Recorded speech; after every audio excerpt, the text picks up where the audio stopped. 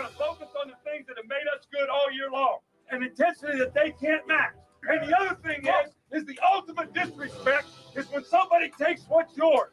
And this is our game, so that makes it personal. Dominate on 3. 1, 2, 3, dominate. I need 60 minutes. 60 minutes of me. 60 minutes. No business, no mercy. Nothing but stop on the start bubble. You got me. We're going to ring the bell. We're going to ring that championship bell. Ding, motherfucking dog!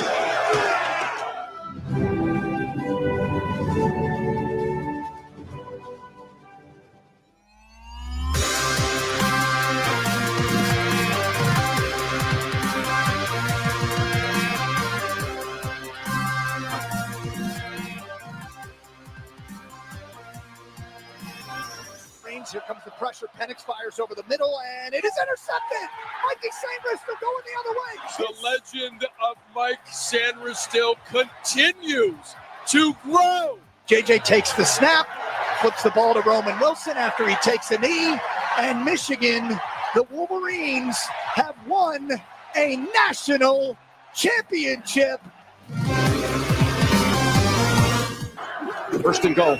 Mahomes flings it. It's there! Hardman! Jackpot! Kansas City!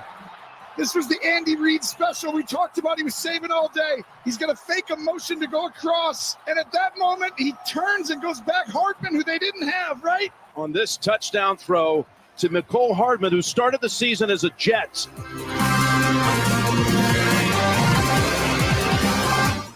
And now, welcome everyone to the Huddle Up Podcast.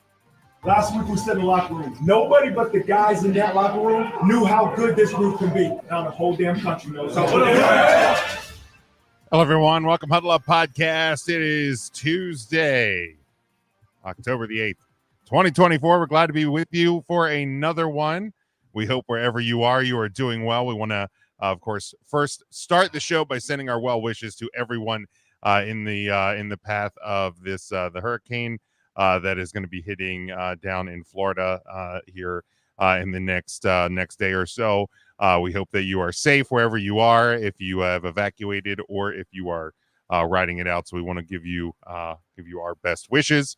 But stay here, let us entertain you for a little bit, and we'll be glad to do that. Make sure you are following us on all of our social media at Huddle Up Podcast, Facebook, Twitter, TikTok, on YouTube as well at the same. Huddle Up Podcast Inc. on Instagram, Huddle Up Inc. on Twitch.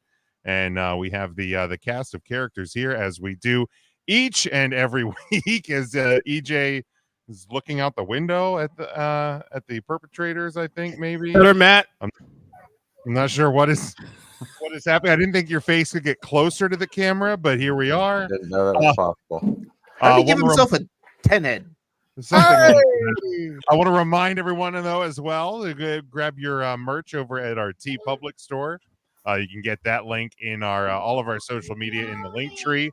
You can get your Eagles Jaworski shirt like the man himself is wearing this evening. So you can grab that and many others over on the T Public store.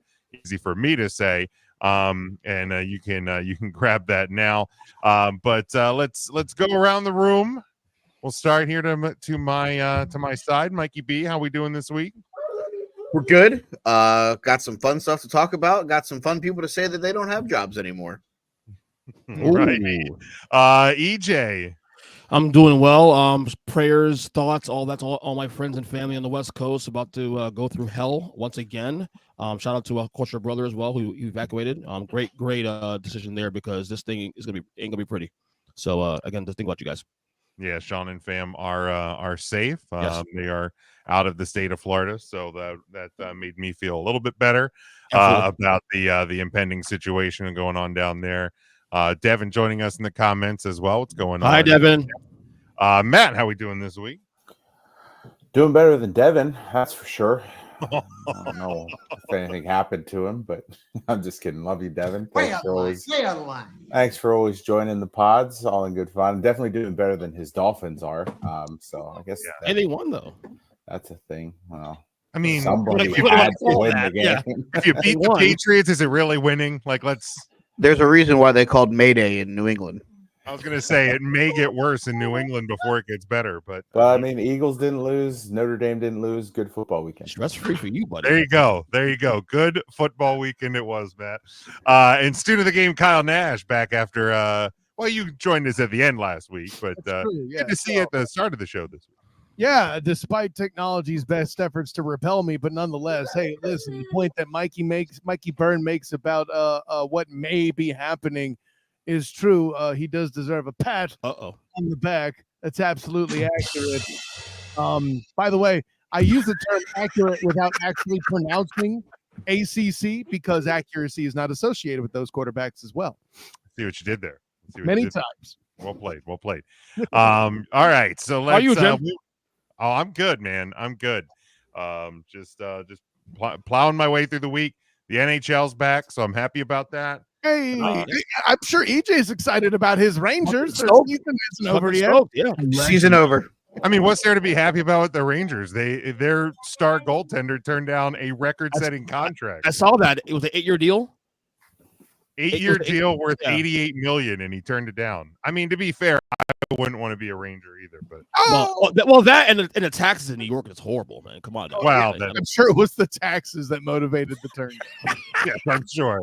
I'm sure. All right, let's dive right in though. As we look back at the weekend that was to find out what we learned this past weekend, and he's been away for a couple of weeks, hasn't been able to tell us what he's learned. So we'll start with you, student of the game, Kyle Nash. What did you learn this week?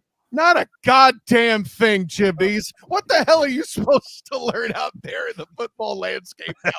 Are you actually serious right now? We live in a world where SMU is an ACC schools in the fucking top 25. What the hell do we actually know? Okay? What the fuck happened? Exactly. I'm gone 2 weeks, and the Stangs are there. I mean, granted, Sonny Dykes is about to be as unceremoniously fired as anybody. More on that later. But I know you all think I script this, but I really don't when it comes to this, man. What? Come on. I live in a world where Arkansas upset Texas and then gets upstaged by Vanderbilt. Come on, Jim. What the fuck? It's all gravy in my book. With the way that went down, it's great fun. But if you want me to learn something, bruh. Yeah, it is not easy pickings out there. We'll levy to Matt. Matt, what did you learn this weekend? I learned that adding. I feel compelled to apologize that I went all Lewis Black on the program right out of the gate. I apologize. It's pent up, you know. Yeah. Go ahead, Matt. I'm so sorry. It's all right. I learned that adding more teams to the college football playoff gives more college teams less to want to play for, apparently, since we have Penn State now ranked 4th. Right? You see that shit? Of all things. Right. Yeah. So they said, hey, this year 12 of you guys can make the playoffs. And college football teams were like, nah, we'd rather not. Thanks anyway. I mean, to be fair, I don't think they'll be there for long. Are you suggesting that they're doing meth? Is that it, Matt? It's possible. It's possible. It's certainly. Don't do math. I'll throw in a second things I've learned. The ACC is going to do whatever it takes to make sure that an ACC team gets that first. He ain't lying. Yep. And by ACC team, you mean Miami. Correct. Do Miami and Clemson play in the regular season? No. Okay, so they wouldn't meet until the playoff. Okay, right, or until the or the title game, right? Yeah, correct. Yes. Can we talk, can we talk Penn State real quick though? So like we think we'll lose a game. Obviously, I think Ohio State's the game everybody's focusing on. But why won't they lose this weekend to USC? Why indeed? Or USC doesn't have the spine to win a Big Ten football game. They've also forgotten how to play defense like they did at the beginning of the year. I mean, it'd be so Penn State thing to do is lose to USC 2 weeks before the big game. It would be. And don't get me wrong, I would absolutely love it. I'm not going to be cheering for either of those teams in that matchup. But can that game end in a tie? Yeah. Well, I am cheering for a Trojan in that case. I'm just saying. Oh my God, I like that. Yeah, so it could happen, but yeah, I mean, the fact that it's in LA, I guess, gives me a little bit of hope, I guess, because Penn State they haven't spent a lot of time on the West Coast, but they don't always do the best when they do have to travel out there. So a lot of the times they play in the Rose Bowl. Yeah, if and when they do, it doesn't usually end up well. But yeah, I mean, the problem with their schedule is there isn't. Now, granted, as we have just witnessed this past weekend, there can be tripping points anywhere in a college football schedule. But there's not a ton out there for Penn State, because besides at USC this weekend, hosting Ohio State in 2 weeks, you have at Wisconsin, hosting Washington, at Purdue, at Minnesota, versus Maryland. The Washington game I'd have more faith in if it was in Washington. The game at Minnesota in mid-November could be very interesting, because that Minnesota team is a tough out. Did you say they play Maryland? Yeah, they do. They closed at home against. Yeah. Oh yeah, Terps by 30. Yeah. Some may say that Minnesota team is kind of frisky. No, nobody would say that. I wouldn't say they're good. Only an asshole would say that. Yeah, well, guilty as charged. Am I the only person that thinks that there isn't much shine on the Golden Gophers? And if that's cool, that's me. Fine. I can't get confident. I'm sorry. I mean, here's the thing. I'm not saying that they're going to, contend for a Big Ten title or a playoff spot, but I think that they have created an environment, a home environment, that can be tricky for some teams to go into. Okay, well, yeah, the circumstances make sense. No, you're right. But again, as a football team, I just want to again express. How about no? How about no? Yeah, sure. Yeah, I mean, it's. Yeah, I'm certainly not. How about no? I'm certainly not giving them a ton of hope, and I don't even think. No, it doesn't look like they are even receiving top 25 votes at this point. But like I said, they can be a tricky out, and we know how James Franklin does in tricky games. So, EJ, what did you learn this weekend? If it wasn't obvious before, after this morning, it's quite obvious now. Aaron Rodgers is the judge, jury, and executioner of that team. That team, what? Play that sounder, Jim. Well, no shit. And that's a good one. The goddamn Jets. That the power of that dude has with that franchise. I don't know. He has something on Woody Johnson, but dude, yeah. I look, solid game fired. Not surprised. Solid game fired this early.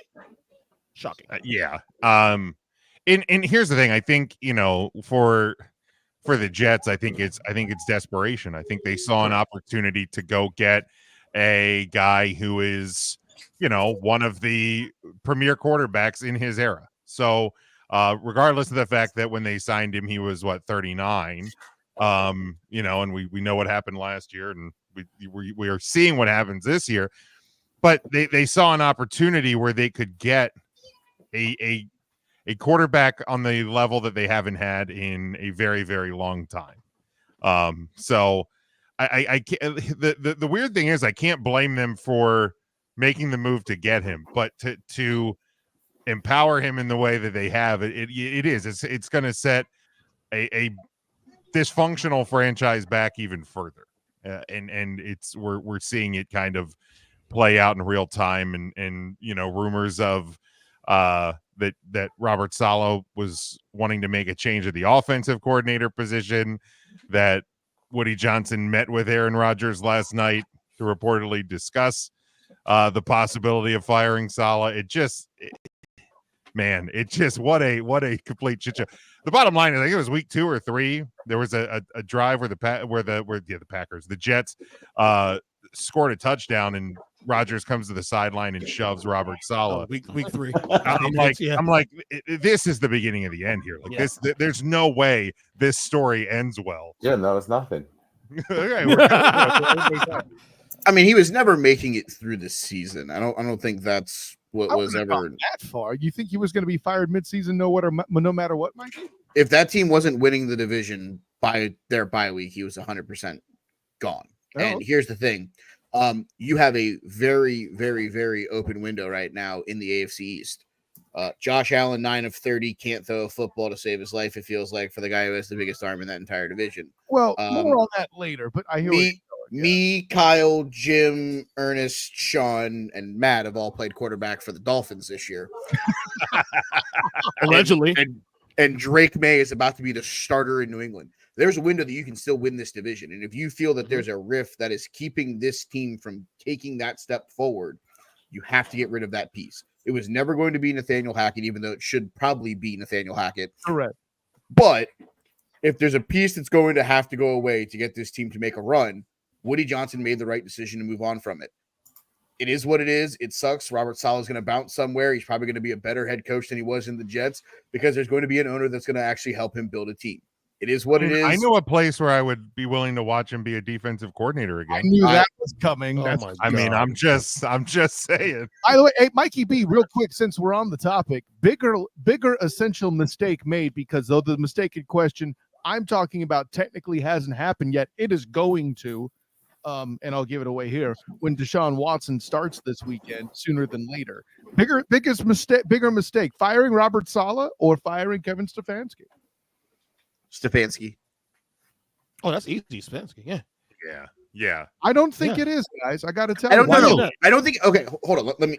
I don't think it's easy. Is what I mean. Correct. It isn't easy. I will be the one that says that I think that Stefanski is the bigger loss for them. I think both of them are losses. Significant. Correct. I think Nathaniel Hackett should have been the one. Tell me how we got onto the. And I mentioned this on the Understudy Speaking pod on the Student of the Game report. Can you somebody tell me where we got the Robert Saleh is a bad coach narrative? What the just happened? Emmanuel Acho. Right. I mean, bad faith actors pretending to be analysts. I think you're correct to an extent too, Byrne. But Matt, what did you say? I said the New York media. Damn, you're both right. Carry on. I mean, I'm not saying he was a good coach either, but I don't think he got a fair Well, shot then you would be either. wrong. He's way better than the 2022 coach of the year, but we can move on from that. All right, slow the fuck down. No, slow the fuck down. Okay? I mean, he is better than Brian Daboll, and it's not even close. I mean, he literally had Zach Usually Wilson. me that says that. What can I say? Except you're welcome. I mean, the guy had a sub 30%, win percentage, but okay. I'm not saying. No, I'm not. Look, I'm sitting here saying that he wasn't. I am sitting here. Hold on. I'm sitting here saying that he got treated unfairly. Obviously, okay. And I think if he had Zach Wilson, another quarterback, maybe he has his job. He got screwed because of Aaron Rodgers. Okay. Zach Wilson is not where it ends. EJ Christian. No. Okay. Zach Wilson isn't where it is. Tim Boyle, out of Connecticut. Man, look, you still haven't looked up his stats, you bitch. But I can tell you this. Well, I know it's bad. It's not just bad. Abysmal might be a better word. Danny Dimes is bad. Tim Boyle had no excuse to take a football field, but because he's buddies with Aaron Charles fucking Rodgers, he got a job. But what makes it worse is Tim Boyle still takes a damn roster spot somewhere on the on an NFL roster. Do you want Tim Boyle's career stats, or do you want just his Jets stats? Just UConn, if you can find the Mikey Bird. Somebody, and the reason why I say just UConn means somebody that Mikey Byrne is about to read off. Somebody got those stats, saw these stats, saw this game film, and said, I want to draft this man in the event that an old man like Aaron Charles Rodgers gets hurt. It's asinine. Did I stall enough for you, Byrne? I'm almost there. I'm almost there. Keep slamming Tim Boyle. So, with all the being said, how are you going to blame Robert Saleh for that? Give me a break. Okay, so Jesus, good God Almighty! I tried to warn you guys. That Jim felt went away. Jim dead. Career stats for Tim Boyle at the University of Connecticut.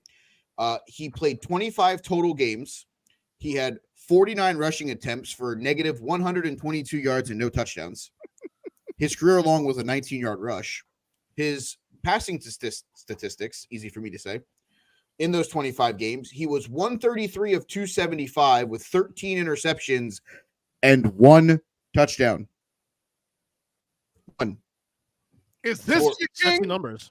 for 1,237 yards, an average per play of 4.5, and an average per game of 49.5. So please tell me why it's Robert Saleh's fault when Aaron Rodgers gets hurt, when Mike White is there, but he's fighting for dear life, and Tim Boyle is what's next in the goddamn. I'm not seriously saying he's Evan. Tim Boyle now resides with your Dolphins. I had forgotten that was right. He does. Tim No, again, Boyle- I wasn't. I think Aaron Rodgers sniped my camera. I think that's what happened there for a second. 2023 Tim Boyle, as a member of the New York Jets, played in 3 games, started 2, went 0-2, was 48 of 77 for 360 yards, a touchdown, 4 interceptions, and I think Very he had more sexy. tackles than he did complete Very touchdown sexy. passes. Very sexy. Again, he got screwed. And look, I'm not saying that he was a bad coach. We didn't know because the groceries he had was not. You kind of did just allude. I did not just say that. No, if I say he's a bad coach, I say he's a bad coach. I did not say that. It was implied. I'm not going to lie. It was I implied. mean, you were just trying really hard to defend no. Listen. New York Giant alleged coach of the year, Brian Dable, like you're a Giants fan, even though I don't know why. Yeah, but Mike, he went to the playoffs one year. That's a big difference there. No, Saquon Barkley went to the playoffs, and the rest of them just it doesn't tagged matter. along. Okay, it doesn't matter. But now he's the Philadelphia Eagle. How's that feel? Here's the bottom line, though. Look, Robert Saleh got screwed. End discussion. We know that already. We all agree to that. All right?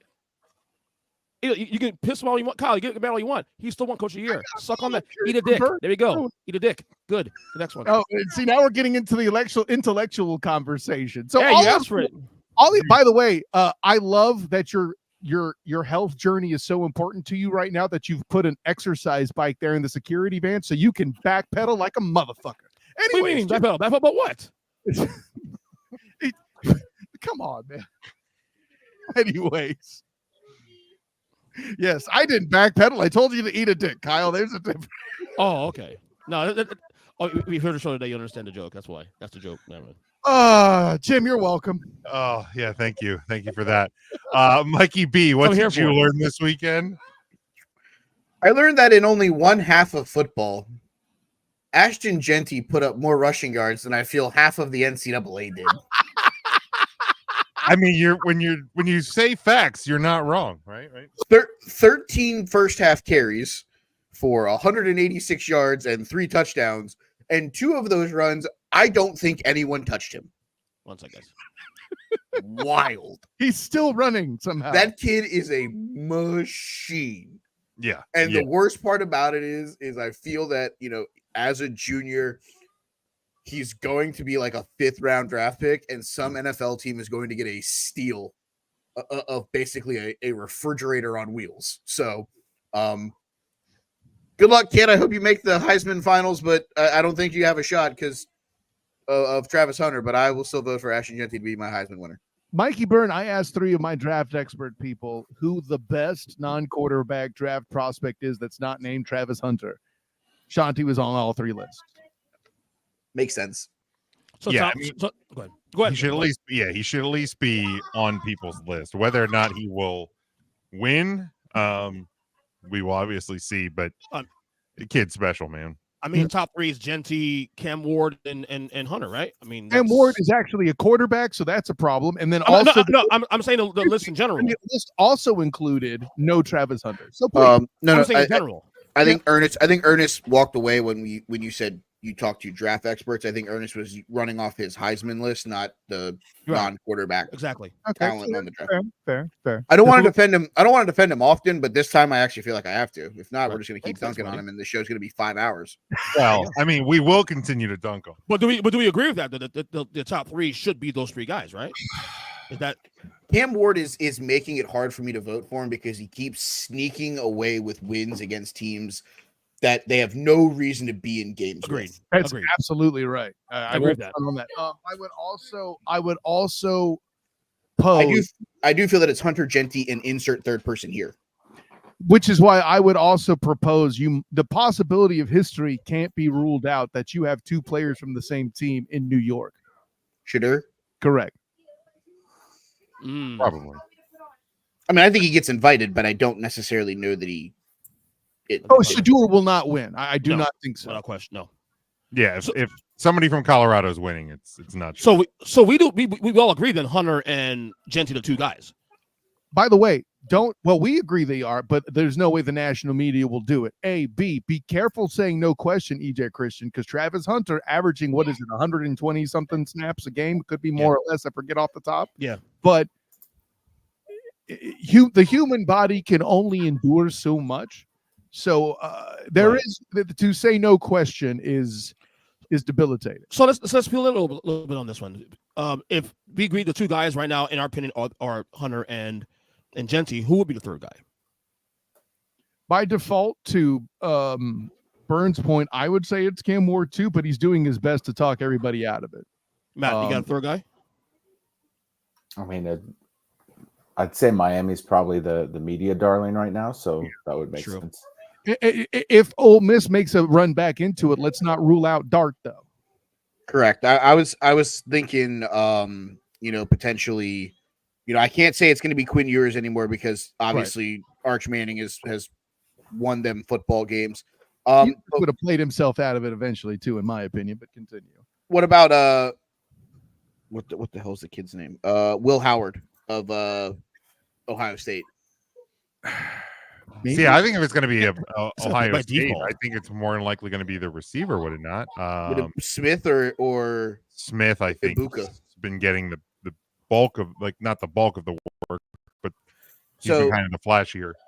Smith is 23 catches for 453 and 6 scores. Ibuka is 433 with 30 receptions and 5 scores. Okay. So it's whether you believe that Howard is the reason or the receivers are. And if you believe the receivers are, he's not going to New York. Correct.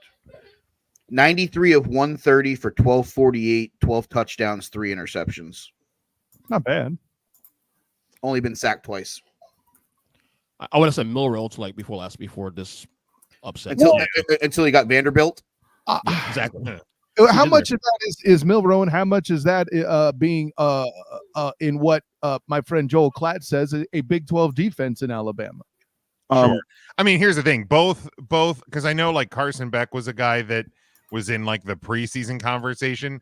Georgia still has games against Texas, Ole Miss, Tennessee on their schedule. Bama still plays Tennessee, Missouri, LSU, Oklahoma on their schedule. So I'm not crowning Oklahoma or anything, but we know how it works when an Alabama team beats ranked teams.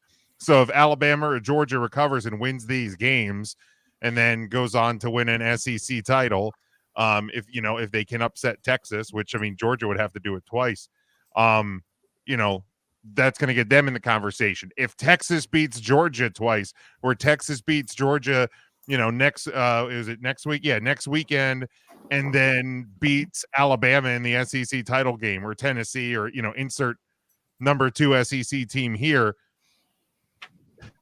Arch Manning or Quinn Ewers could be in the conversation. Because SEC things. Super dark horse. I just looked up the stats, and I know that this team is going to lose inevitably and fall out of the top 15. The Iowa State Cyclones. The Jaden Higgins, the wide receiver they have, 33 catches for 403 yards, 5 touchdowns on the season so far. The quarterback I would potentially throw in there as well, but his completion percentage is not anywhere close to as good as Will Howard's is. I need to research them more to feel confident. UCF does not play them until next month, where I will be covering them for the Black and Gold Banneret. So I'm not up on the research with them, but I am not confident yet. As much as I like Coach Matt Campbell. I was just going for super dark horse.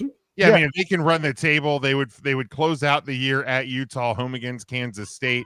So you're gonna have your 2 biggest games at the right time of year to get yourself in the conversation. Again, I think you're gonna need fall off from quite a few guys, but can't be ruled out, I suppose.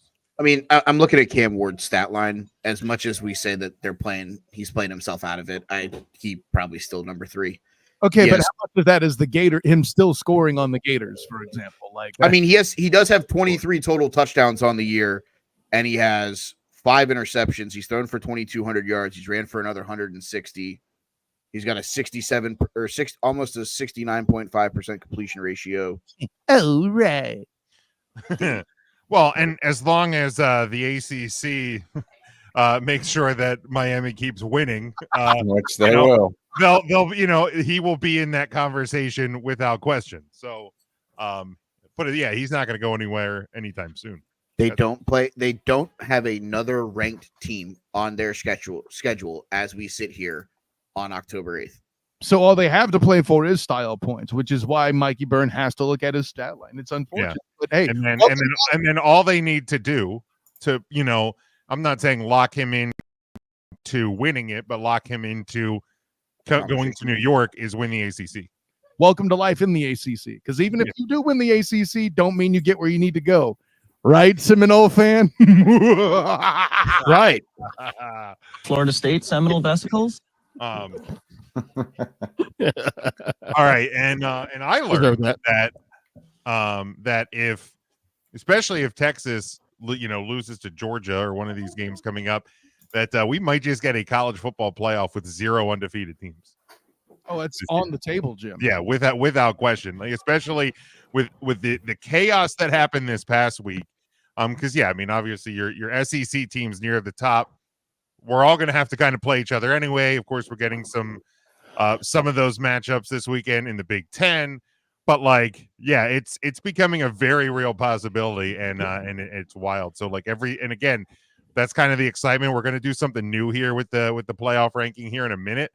But that's kind of the beauty and excitement with this year. A little bit to Matt's point, with teams not. You don't have to be perfect. So it does kind of create this window where obviously the more wins you can bank, especially in the first month or so of the season, the better. But a loss in September or the first weekend of October isn't gonna. Ernest, your head looks big tonight. Which have we talking about? Wait. Hey, Carol. Which have? Right, Kyle, shut up. Kyle, shut up. Which have you talking about? Jim almost fell out of the chair. Oh my god! I wasn't ready for that. Oh my god! Delivery was everything, gentlemen. That was hot. I ain't gonna lie. Good job. That was perfect. Perfect. Your shirt is beautiful. She thinks your shirt is beautiful, Ernest. Of course. Carol, but here's the thing, though, Jim. Sorry, guys, I had to break the ice with that one. Let's no, but I like to quick though, Jim. Real quick. You always get real quick in all this here. Let's get an actual factual point in here. He mentions, Jim, the lack of an undefeated team. There was a year where there was only one team that was undefeated, and you still shat all of them in 2017, just like you did last week when I wasn't here. Go Knights. Motherfucker, Kyle. There was only one undefeated team in 2012, and you won't let one game from that season go either. So one undefeated. Is that the pot calling the kettle black or what? You mean the triple overtime against Pitt? Yeah, you're right. Yeah, exactly. So let's make a prediction real quick then. Which teams are most likely to enter the playoff undefeated? Because I still have Ohio State. That was my lock of the year going into the season of the show. Honestly, sitting here right now, none. Really? So where's Ohio State's loss right now? Because is it this week? It has to be this week. Could be this week. Could be in the Big Ten title game because they're not going to face Iowa or Penn State in it this year. I think if they win this week, I think Penn State's going to get they're fucking twice, done. so don't worry about that. I mean, so you have Miami unbeaten right now currently. Ohio State. They'll find a way to lose to Clemson in the ACC title game. One loss ACC champion. Or going to be done this week, most likely. Or they'll find a way to trip up like against Duke or something like that. Does Texas lose the game? And the Georgia game is probably their. Yeah, I was going to say they play Georgia next week. Then they have Vanderbilt, Florida, Arkansas. Both of those games on the road, by the way. They're done, fam. Which Arkansas and Vanderbilt apparently are a problem on the road. I've also learned that goalposts can't float. By the way, continue, Mike. I don't think they can afford another set of goalposts in Nashville. So, I think there's somebody that'll. And that's cool. Start a GoFundMe. I think there's a lot of people in this country that would pay to replace the goalpost if Vanderbilt does the Lord's work in beating Alabama and Georgia in the same season. Or right? Texas, excuse me. No, I think Ohio State's the only team that's going to end up, in my opinion, unbeaten. I think they're the most likely. Yes, Yeah, I will agree with that. You think Ohio State is more likely than Miami with the ACC schedule and Dabo? Here's the thing with Miami. Look, Miami would be the number 2 on my list. Here's the problem with Miami, though. They've shown already in 2 weeks that they can easily lose to a team that's not on their level. Yeah, the Cal game, Vatek. I mean, they basically lost to both of those. teams. They play Louisville in 2 weeks. That's a losable game for Miami. Yeah, that's a team that should have been. You don't think so? That's a good point. From Miami, all of those teams are the Louisville Cardinals are in a this Miami team. Louisville's in a free fall. I know. I'm Brigham Young could go undefeated. That K-State win was significant. You're not wrong, Matt. Looking at their schedule, they have Utah left in terms of ranked opponents at this point. That game. When do they play Utah? Cam Rising healthy in November the 9th. So he might be healthy by then. Yeah, he's still out. Oh, you know what? I figured out when Ohio State's going to lose. November 23rd, trap game against Indiana because Ryan Day's got to try to get ready to beat Michigan. I mean, I hope you're right. I pray you're right. I thought you were going to tell me they played Coastal this year or something. Oh, baby. It's a trap. I mean, I can't take them to lose to Purdue. Right. Can't do it against Northwestern either. I mean, Indiana is the 18th ranked team currently in the nation. If Indiana beats Ohio State, they might be undefeated at that point too. That's true. Yeah, I mean, they would then have to win the. They would have to beat Jim's Wolverines the week before Ohio State. They would also Indiana would then also have to beat be it Ohio State again. Spoiler alert: they lose to Nebraska. Oregon. Who? Indiana loses to Nebraska in 2 weeks. 2 weeks. Yeah, I mean, look, it's a wild stat that Indiana's undefeated 6-0 for the first time since Indiana's got an offense the 30s, and they're the first team in FBS to be bowl eligible, but I don't see them going undefeated. Fuck no, man. No. But yeah, Lock so it that up. would yeah, I mean, if Ohio State gets through this weekend, I think that they're probably going to be clear, unfortunately, until they get to the Big Ten title game. Oh, I don't even know they still have to win that game. They do, but so right now in the Big Ten, your top 4 teams are Indiana 6-0, Ohio State 5-0, Oregon 5-0, Penn State 5-0. Mm-hmm. So, I mean, I guess if you're unless you're banking on this is going to be Oregon's only loss. Penn State or somebody else is going to lose somewhere, and then Ohio State's going to have to beat them a second time. Like if Ohio State wins this weekend, is that kind of your thinking there? I mean, here's the thing: Ohio State could lose this week to Oregon because it's in Auxon, sure, which we're going to discuss here in a little bit. But then beat Oregon in the Big 12 title game to knock Oregon out of the realm of the undefeated. I think that it's either way. The winner of this game is probably going to have to play the loser of this game a second time. It's hard enough to beat a team a second time.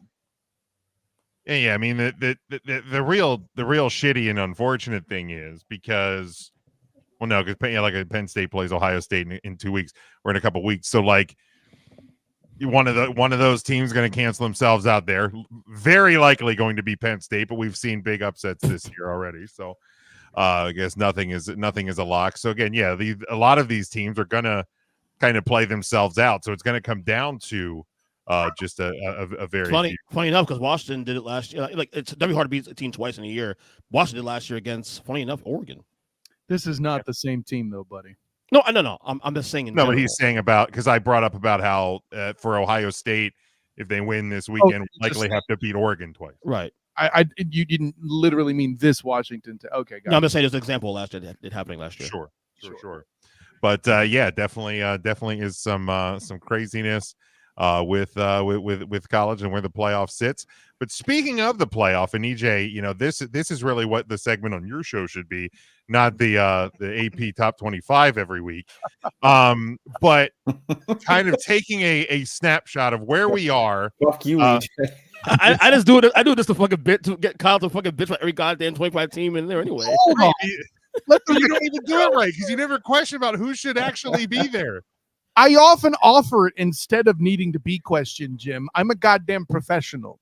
Not what we're calling it. No. As I roll my eyes. So Oh, now yeah, this is security van. This is from Yahoo Sports, Nick Bromberg, and basically he uses the AP top 25 each week for what would be the framework and kind of if things continue to progress without rough seas, which as we saw this past weekend in college football can change very, very quickly.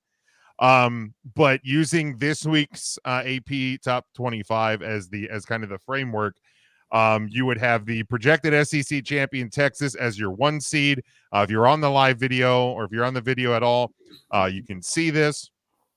If you are just following along on the podcast, head over to YouTube, hit the subscribe button, and at least get the visual there.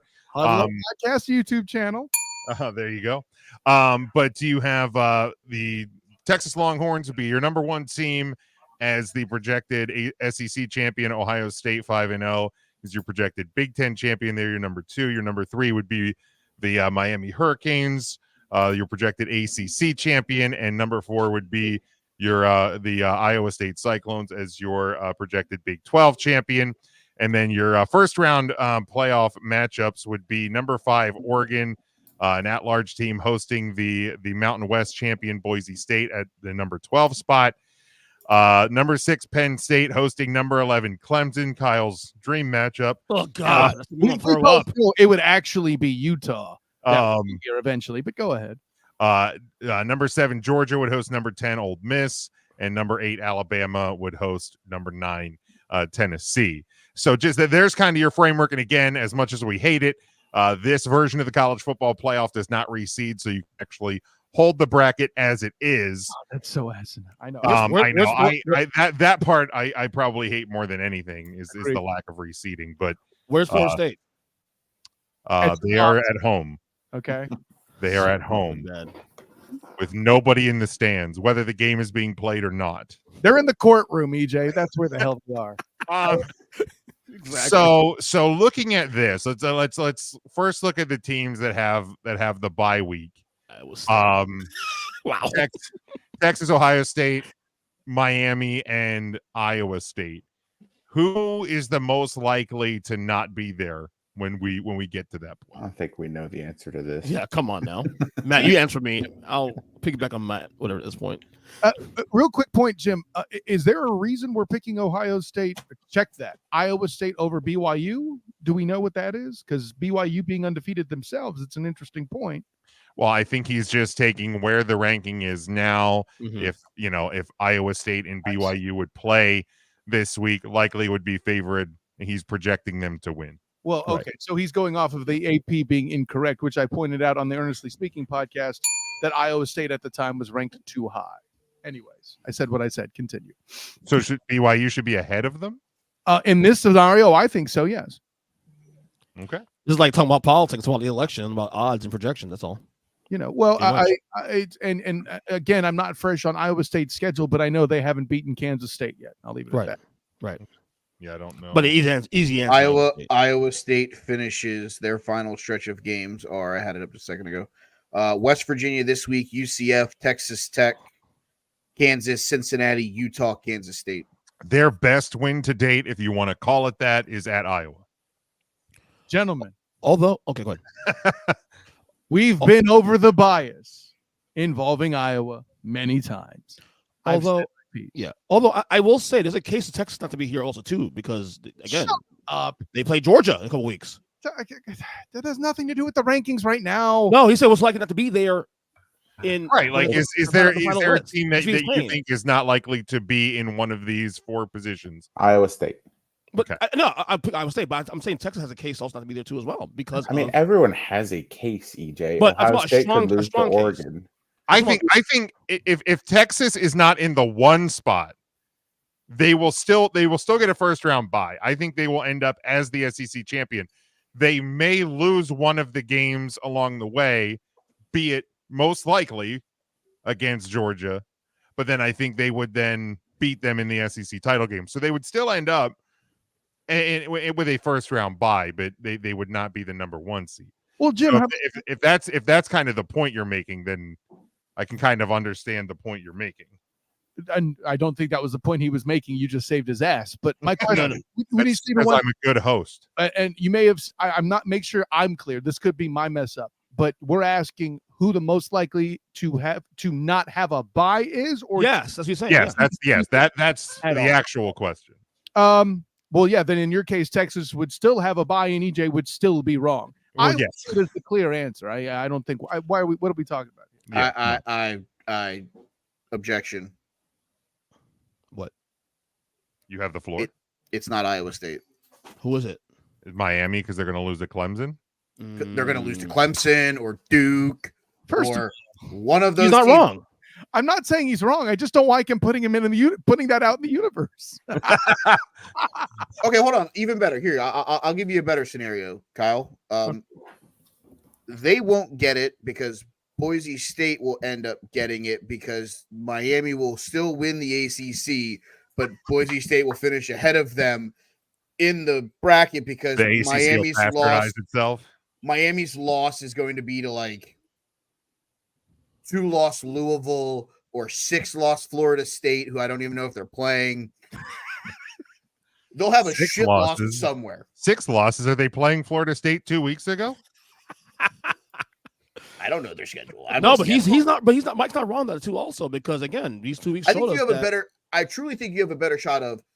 Do you think that more than two of the teams that have buys in this bracket on October 8th are going to have buys come the release of the CFP? I think that's your number. Yeah. The answer there is no. I agree. The SEC still is East-West, right? They're still doing that. The who? No, that's gone. That's gone now, right? No, there's no divisions. Right. Good. Big Ten was the last stronghold on that, and even that's been dissolved. Oh, they play Florida State on October 26th. So when they lose to 6-loss Florida State and then find a way to lose to like 4-loss Wake Forest and somehow still have 2 losses and beat Dabo to give them their second loss and win the ACC, then Ashton Genty can have a first-round bye, and then they'll be playing in the Fiesta Bowl. If UM loses to Florida State, honestly, they should be in the top 25 at all. That's great. We know that. Byrne, I appreciate your takes and you coming in to help us all find hope. That was amazing. That's all we can ask for. Looking then at the other matchups that we see, the first round matchups: Georgia, Ole Miss, Alabama, Tennessee, Oregon, Boise State, Penn State, Clemson. Which of these matchups are most likely to hold? I'll put it that way, because I think we can guess that Penn State's eventually going to Penn State itself. But are there any of these matchups that we kind of see whether they end up as like Georgia's the 7 versus the 10 Ole Miss? But do we think that any of these matchups? Honestly, the SEC matchups, Ole Miss, Georgia, and or Bama, Tennessee is definitely, in my opinion, very likely. Yeah. Any combination of those 4 teams. I think Josh Heupel loses a second game before anything knocks himself out of the SEC championship, so I don't see that happening. And I'm glad to be proven wrong, Tennessee fans. No disrespect. Here's my controversial, if you want to call it that. I think it's Oregon and Boise State that's most likely to hold. I think Ohio State does its job. I think the sock hawker is reduced to just being something in the way. Penn State loses in Penn State fashion in the conference championship to Ohio State in the rematch. And Boise State keeps Boise Stating because Genty's a badass.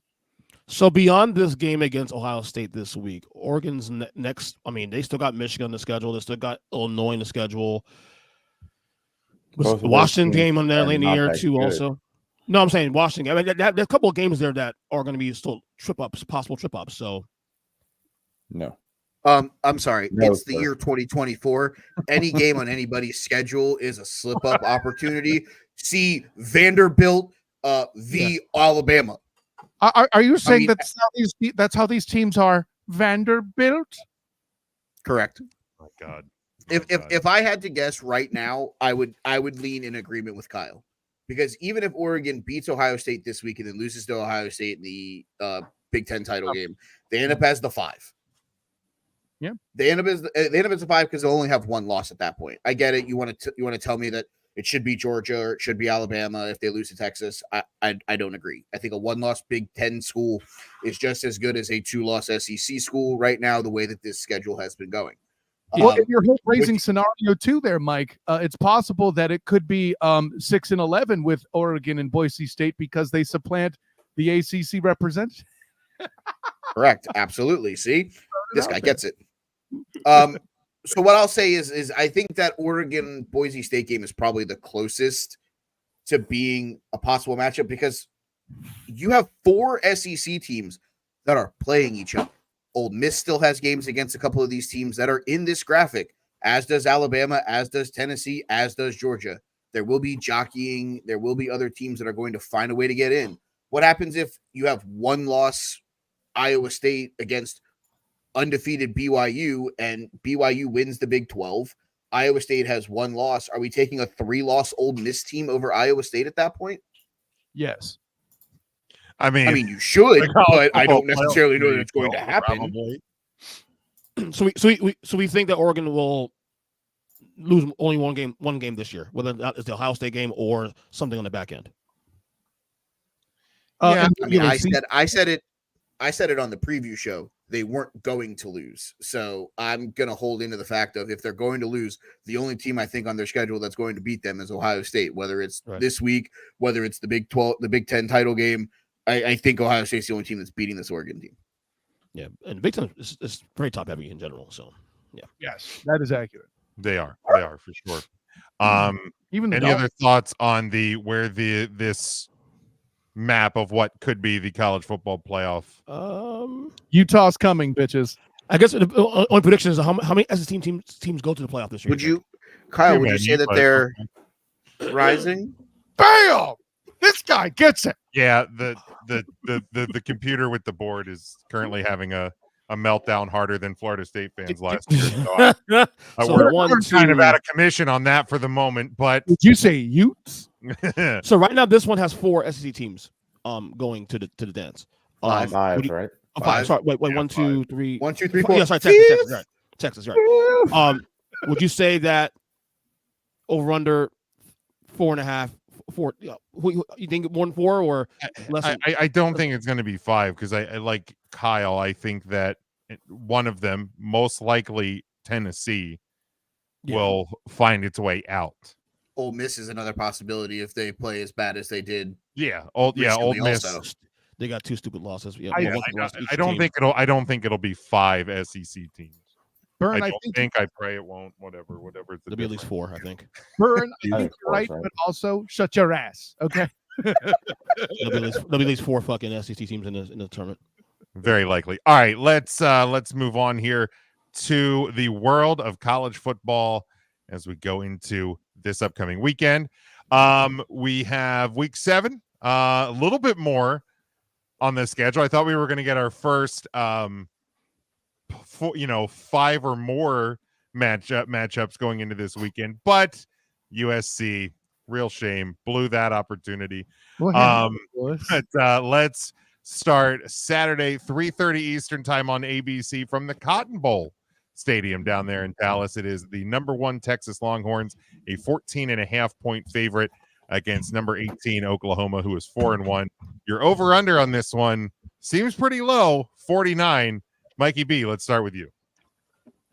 Sean got me his picks just a little while ago. He is taking Texas and the over.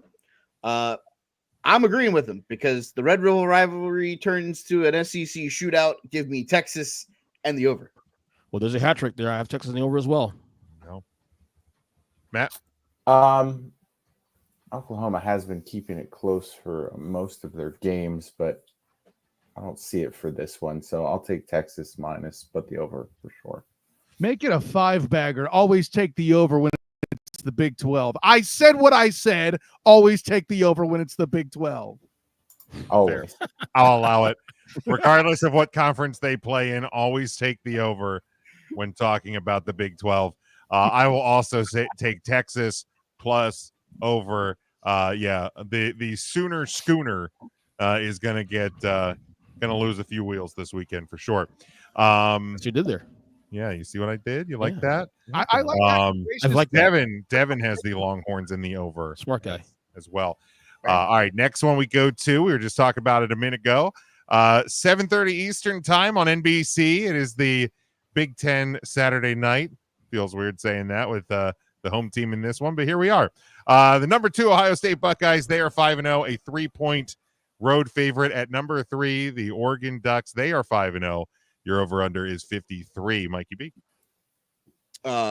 Evil Twin Sean has the Ohio State and the over. I'm going with the Ducks. I took them whenever I picked them to not go lose a game, so let's go Ducks. You're cornered. You And have the to. Yeah, Quack, yeah. quack, motherfuckers. I get it. Okay, fine. Quack, quack. You did what you did. EJ. Yeah, painfully taking Ohio State win this game and give me the over. All right, Matt. Call me Gordon Bombay. Ducks and the under on this one. Let's go. Very nice student of the game. Would you consider 2 versus 3 to be a big game? Yeah, I would say so. Okay, that means the sock hawker Gillen Gabriel will struggle. Gillen Gabriel. You see what I did there, right? Will struggle, in fact. And listen, for this game, picking who's going to cover versus not, I don't think is a factor. You're not going to see field goal kickers a lot in this game, in my purview. So the 3.5 is adorable. But if you think Oregon's going to win, you pick them. It doesn't matter. You think Ohio State's going to win, the cover's not an issue. I have the Buckeyes, which kind of feels dirty to say, but that's where I'm at. And when it involves a Pac-12 team, give me the over. I said what I said. That's fair as well. I will allow it. Look, man, Mike, remind me. I think I had the Ducks as well as the Big Ten champion. I believe you were involved in that colossal failure, yes. No, you took the Ohio State University. Matt had Oregon and Dave had Oregon. Right. Yeah, well, Dave took Penn State. He probably would. Probably on the playoffs. Yeah, it's dirty, it's gross, but it is what it is. Give me Ohio State. Ooh. And yeah, I'll take the over as well. This is going to be a points galore. Jim, do you need to turn your camera off and go take a shower real quick? Because I felt like I'll be all right. I'll be all right. He needs to shower with Marge on that one. Good job. Marge. All right, next one. This, Kyle, I'm just warning you, could also be considered a big game. At least in this family. 7:30 Eastern time on ABC. It is the number 9 Ole Miss. They are 5-1 and a 3-point road favorite. At number 13, LSU, who is 4-1. Your over/under is 64.5. Mikey B. Evil Twin Sean took Ole Miss and the under. We talked about this about a team that could have the collapse. Here's the SEC team that free falls. Give me Brian Kelly and the family. Oh Lord, to win. I'm trying to win. Brian, you can do it. It's not. Come on, Brian. Give me LSU to win.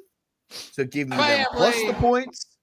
And give me a piece of the over, baby. Let's go. LSU in the over. There you go. EJ. I'm going to agree with Evil Twin Sean. Give me Ole Miss and give me the under. All right, Matt. Yeah, 2 solid defenses here. I will. What? I wasn't kidding. I didn't say good solid defense. because they weigh a lot. I mean, wow. I mean, Ole Miss has a pretty solid defense. No, it's our word. I get it. Man. Yeah, I'll take LSU in the under. Family. It's the blind squirrel finds a nut theory. I get it. Kyle. I have to admit, for all your Brian Kelly hatred, your delivery of this segment was absolutely hilarious. I have to give you credit. I am good. You have your moments, my friend. No, this is in fact a big game, and if you believe that Brian Kelly struggles in big games, well, it's more the fact that Notre Dame struggles in big games, and you haven't handled the truth yet. The punchline's this, though. I mean, you can look over his history, but I'll let the student of the game do the work on that one. As you will there, triple overtime. But nonetheless, Would you say the national championship's a big game, by the way? I'm just, It was. We saw what happened there. Yeah. Yes, we did. Anyway, college football playoff games were as well. Again, we saw what happened there. Okay. To be fair, I wasn't taking it there. That was not me trying to do that. That's some self-loathing bullshit. Like, you're a Cowboy fan right there. What do they say about facts? They don't care about what? Your feelings, I guess. Exactly. But listen, you giving into this is completely, well, no, actually, it's agreeing with my narrative. Let's move on. I'm confused. So, as the one guy who has to defend Brian Kelly on this show because Jim hates him so much, allegedly, I'm going to have to throw a dart at this and pick against Brian Kelly. I got Ole Miss. I'm not brave enough to take the over, which has killed me a lot because apparently taking the over-under means as much picking a win on that, which we'll need to evaluate for 25. That's kind of ridiculous. I'll let you two hash that out in the offseason. I don't know how you do it, though. That's why I'm talking about the problem. I'm not saying to change it because I can't find a solution, so we'll leave it at that. But yeah, long story short, I too have Ole Miss, just like our friend Devin in the comments. Devin. They don't call him Big Game Brian for nothing. Family. So give me Ole Miss. I will take them. Plus, I will go a slight under, though. Slight under. I should have said slight myself, Jim. I agreed with that. By the way, remember, the problem with haters is they're going to hate. Continue. Speaking of haters hating, number 18 Kansas State is a 4.5 point favorite. They're 4-1. They travel to 4-1 Colorado. The over-under on this one is 56.5. This one, a late night game, Saturday, 10:15 Eastern time on ESPN. Mikey B, we'll start with you. Evil Twin Sean has Kansas State and the over. I will agree because I ain't going to do it. Wow. All right, EJ. Homer. Give me Colorado and the over. Fuck it. You mean hater. Oh, you're the homer. I'm the He's homer. I'm the homer. I'm the hater. So Homer. EJ, Nice segue Homer, there, though, me, Jim. Allegedly. hater. Matt. Kansas State wins, but give me Colorado with the points on a late field goal and the over. I respect that, man. All right, Kyle. I see the same thing. I think it's a missed field goal that prevents Colorado from winning. Boy, this is an opportunity for them, though, to turn back the haters if they do. I can guarantee you that Deion Sanders and Jim's Twitter account will be absolutely fucking intolerable should Colorado win this football game. I don't know. That's a late night. Although my hatred might keep me up, so we don't know. It tends to do that, Jim. I'm just going to throw that out there. But First half hate. Hey, listen, that Steelers-Cowboys game was pretty late, too. It was. Oh, my God. Well, that's the self-loathing that keeps me awake. Did anybody stay awake for the Miami game by any chance on Saturday? Shut up. No. So, fuck off. This being the Big 12, Mikey Burns afraid to do it. I'm not. Give me the goddamn over. There we go. I took the over. I thought you said you did. I thought you said you meant Colorado. Okay. Excuse me. I misunderstood. Yes, correct. Gotcha. Devin's got Kansas State in the over. I mean, I might as well keep the hate flowing through my veins. Sure thing, Florida. Give me Kansas State. Give me Kansas State. Give me an easy cover of 4.5. Oh my God. And of course I will take the over because we are talking about the Big 12. So yes. Let me ask again. Let me ask again if we're going to NFL. Did anybody stay awake for the Miami game on Saturday night? No one gave a damn. Shut up. I did. That's you, problem. Because you love them. I see what you did there, Jim. I hate you, Kyle. You had to find a new school in the state of Florida to root for. Ain't gonna be Miami. Say that right now. Fuck that shit. You should probably keep looking. I might for UCF probably. Not fucking. No. God, please don't. I don't need them losing more games. Fuck, it's hard to write about this. Stay away from teams that people have interest in, EJ. Yeah. Yeah, he's somehow going to start rooting for Jacksonville State, thinking that they're in the state of Florida. All right. Wow. Let's move on. Jacksonville University is the Dolphins. You dig that? There you go. Let's go to the National Football League, where we are in week 6 this upcoming week on a bye. The Kansas City Chiefs, Los Angeles Rams, Miami Dolphins, and Minnesota Vikings. So maybe the top of our power rankings won't move. More on that later. But we will start Thursday night 8:15 Eastern time on Prime Video. It is the 2-3 49ers. They're a 3-point road favorite at 3-2 Seattle. Your over-under on this one, 47.5. Student of the game, Kyle Nash, will start with you. That number for over-under is fucking brutal. The answer is don't bet that. Listen, for all the injuries and the issues for the 49ers, the only team that's more apt to give away leads than the 49ers might be the Seahawks with the way they play. Something has to give in that game, in my opinion, then. Give me the 49ers. I know, Homer. But nonetheless, if the Homer. God damn it, where have you been? Yeah, because it's a short game and the 49ers are, if nothing else, a tough team. Fred Warner, maybe he wins the game on a pick six. Who knows? But I'll take the Niners, and I'm stalling because I'm trying to figure out this stupid fucking number. Give me the under. All right, Matt. Give me Seattle in a bounce back game win after their horrible defeat to the worst team in football, and give me the under on that. All right, EJ. Bounce on my ass. Definitely bet the under this game. Going to bet anything. Huge game. Huge. Niners going to take this. They'll find a way to win. As I told you, motherfuckers, 2 weeks ago, even though 3-0, these guys are fucking frauds. And it continues this week. They lose 3 in a row. Give me Who the was Niners. pounding the table for the Seahawks? Well, you weren't here for the power rankings argument, but Ernest was. Give me the top 10. It's really arguing with himself. You're in there. Anyway, give me the Niners win this game and win it easily on the road and give me the under. All right, Mikey B. About right. There's nothing easy about this game. No. So the fact that you think they're going to win easy is laughable. See what happens Thursday. I will take the Seahawks plus the points. Short week, a lot of people banged up. You know what? I'll even say this. I think it's a missed field goal by Seattle that lets the Niners escape Seattle with a victory. Okay. So I will take the points with the Seahawks, and I will take the under because at this point, there is an opportunity for Geno Smith to have more completions to people wearing 49ers jerseys than Seahawks jerseys. I mean, that's certainly possible. Devin has the Niners and the under. Let's give a shout out, though. Seattle announced they will be wearing their throwbacks, their best uniforms they have, much like the Denver Broncos wore their throwbacks this past Sunday, and they shouldn't wear any other uniforms than those. Agreed. I think that the NFL should move to throwback Thursdays. Shout out to Cortez Instead of Kennedy. the Color Rush Thursdays like we used to do, we should do throwback Thursdays. I think that'd be a good idea. Jack's throwbacks too were great. They were. Can I Yes. bring something? Can I bring something to the panel? Bring something, Michael. Can we burn those Houston Texans jerseys that they wore this week? Those were ass, were they not? Yeah, they're new.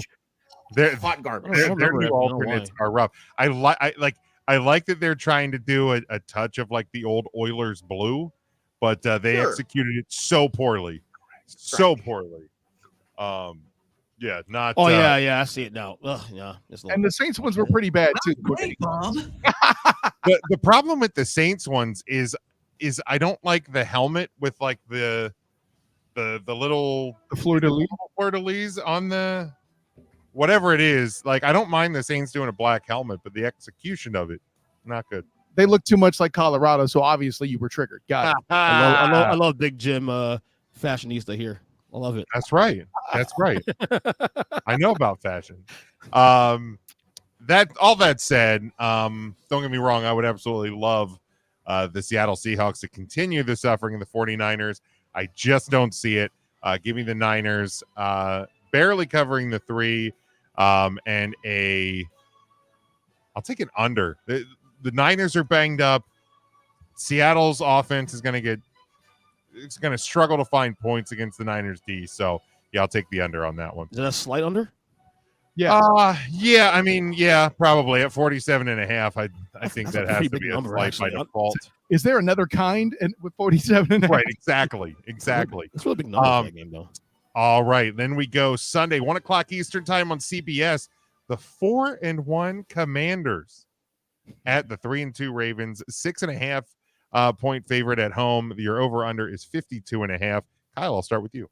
You know, if you've listened to my power vacuum theory on either the Student of the Game or the Student of the Game report on Earnestly Speaking, you've heard that EJ Christian is like a lab assistant, so excited for the experiment to work that he's considering it a success long before we can confirm. Nonetheless, with all that in mind, I have no choice but to, in fact, take the Commanders, in this case, with the points. The Ravens, at the end of the day, with Lamar Demetrius Jackson, do win this football game, and I am looking forward to that handshake after the game. I think the two of them will bond as two mobile quarterbacks who can throw the ball with talent. I said it. Mikey Bird, no disrespect, but that touchdown he threw against your team this past Sunday might be the play of the fucking year. That being said, yeah, over. I'm going to do it. All right, very good, Matt. Yeah, I like Washington plus the points. Baltimore's defense has not been as good as advertised this season. Not great, Bob. To a lot of teams. So give me Washington plus the 5 or 6.5 that it was. And I will also take the over. All right, very good, EJ. Yeah, this has a shootout written all over it, man. The over is the easy bet here. Ravens do win this game, but Commanders definitely on the points. A shootout involving a running back, EJ? Mikey B. You're the worst, dude. Evil twin Sean takes the Ravens in the over. I'm taking the Commanders. I'm taking them to win the game. Homer. Jesus Christ, Michael. No. Homer. You say Jesus Christ, but let's have the conversation. Marge. Hold on, let's have a real conversation. Marge. That defense couldn't stop a nosebleed if its life depended on it right now. They let Agreed. Jamar Chase and T. Higgins have 50-plus yard touchdowns where they looked lost. If Evan McPherson doesn't miss a field goal, you don't have him at number 3 and trying to tell me that they're better than the Detroit Lions. Spoiler alert, I know, because you're trying to boost up Kansas City in your goddamn rankings. So give me the Commanders so that your rankings look like dog shit, and give me the goddamn over. Wow, we will find out real soon. If Mike's coming up Mike more gets later. Head there. His name may be burned, but he also comes with fire. Oh my gosh! If you pick against Coastal, he might just go Postal. Holy shit! Look, Washington's been one of the surprise teams of the early season here. I think they covered the 6.5. I think the Ravens ultimately do win this game. I'm going to take the over on this one. Yeah, I like points and points galore. What happened, Michael? In this game, Fernando Tatis just hit one to San Bernardino. It's 6-1 Padres. Oh my God! It's the playoffs. Shut up, Kyle. It's the playoffs. Shut up. It's playoffs. Show some respect. God damn it. Nobody cares. Nobody cares. I'd say, to be fair, EJ, you wouldn't have cared either a couple of weeks ago. Nobody cares. Nobody cares. Nobody cares. All right. Take the over next, under with that one. Sorry. Over. Devin had the Ravens and the over. Jeremy checking in with us. I think he did this as well last week because bing, of bong, bing bong bong. because of bing bong bong. because of Mike. All right, next one we go to Sunday, 4:05 Eastern time on CBS. The 2-2 Chargers are a 3-point road favorite at 3-2 Denver. The over/under on this one, 35.5. Kyle, we'll start with you. Just by accident, somebody falls forward and gets that 36 point on the yeah, I'll take the over on that one just on general principle. Picking this game is actually goddamn near impossible because I made arguments for both teams, and you'll see those play out as I do the picks this week on the Student the Game podcast with my good friend Andrew Glukov of Last Word on Sports. But man. Yes, I'm stalling. So long of the short, I can't nix Bo because of all the injuries to the Chargers defense. I think the young man streak goes on one more week. I'm not going to make that my lock of the week this week. I'll give you that spoiler as I did last week and nailed that like Ron Jeremy. But yeah, so I guess it's Broncos in the over. I feel weird. There's a whole lot of weird this year. Like the Denver Broncos. Matt. I will also take the Broncos in honor of my West Coast fam that all lives in Denver and just finally have something to be excited about because they won 3 games. It also gives me a chance to pick against Jim's hero Harbaugh, so I'll do that as well. The problem haters. It's so goddamn rude. Oh, the Denver Broncos. And I will take the over as well. All right. Very good. EJ. Yeah, I'm also my hero as well too. Give me the Chargers to win this game off a bye. Better. Yeah, shut up, man. And give me you know what? They'll also fall into the over as well. Give me the over. All right, Mikey B. Evil Twin took the Chargers in the over. I'm going to join the two guys at the bottom of the screen just to hate on Ernest a little bit more tonight. Give me the fuck Denver you then, Broncos Michael. and give me the over because at one point Harbaugh is going to have to throw the football because they can't run it 64 times a game. But it's not because he won't try. By the way, the fact that it feels weird, is it weird of me then beyond that to feel more confident in this NFL season because it feels weird? Like that tracks, right? Oh, yeah. Yes. Okay. Just Makes checking. Devin has the Charger and the over. And look, I don't do this often. Uh-oh. So sit down, brace yourself. Okay. I don't do this often. Happening. It's happening. I'm gonna give my guy the chance to prove me wrong, but I'm taking the Denver Broncos. And yeah, a slight over. But I think Denver's just they're playing good. They're just Jim, since the soundboard's working, can I get a befuddled and confused Will Ferrell, please? What the fuck happened? I look, man, something in the air. Something in the air, I guess. And then last one, we will go to this game all of a sudden as a much more many more eyes on it for different reasons. But we will go to Monday night, 8:15 Eastern time on ESPN. Your 3-2 Buffalo Bills are a 2.5-point road favorite at the 2-3 and new head coach interim New York Jets. Your over/under is 41 on this one, Kyle. Yeah, Jeff Ulbrich, former linebacking, I'll call him linebacking great, not linebacking legend, obviously, but listen, and Byrne, you're absolutely right to call out 9 of 30 as a stat line. It's completely ass. But let's not act like Josh Allen wasn't playing concussed in that football game. This was another miss. I'm not going to say it's Tua Tagovailoa bad, but it was bad.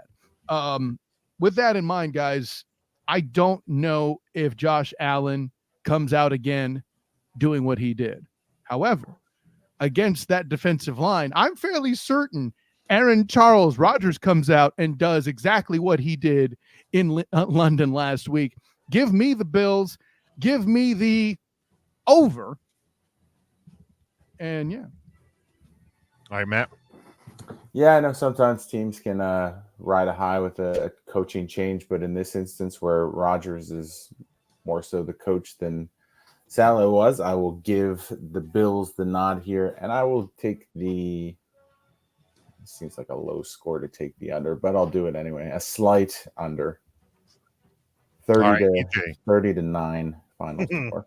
Maybe I'm a glutton for punishment, man, but I'll take the Jets here. I don't know why. I'm just taking the Jets. I think Aaron Rodgers about this back. On Rodgers train to the comments. But this is it for me though. Jets and the over. You know what's funny, guys, is the highest number on this list. We all took the over on, I think. Anyways, continue. Sorry. Mikey B. Commanders game, right? Evil Twin takes the Bills in the under. I said it when I also made the comment that Nathaniel Hackett should have been the one that got fired, not Robert Saleh. That if the Bills, that if the Jets have a window, it's right now to get back into the division race. I'm going to say that they find a way to get a victory here and put themselves back into the conversation. Now, do I think it's a long-term conversation? Probably not, because they'll probably find a way to lose at some point.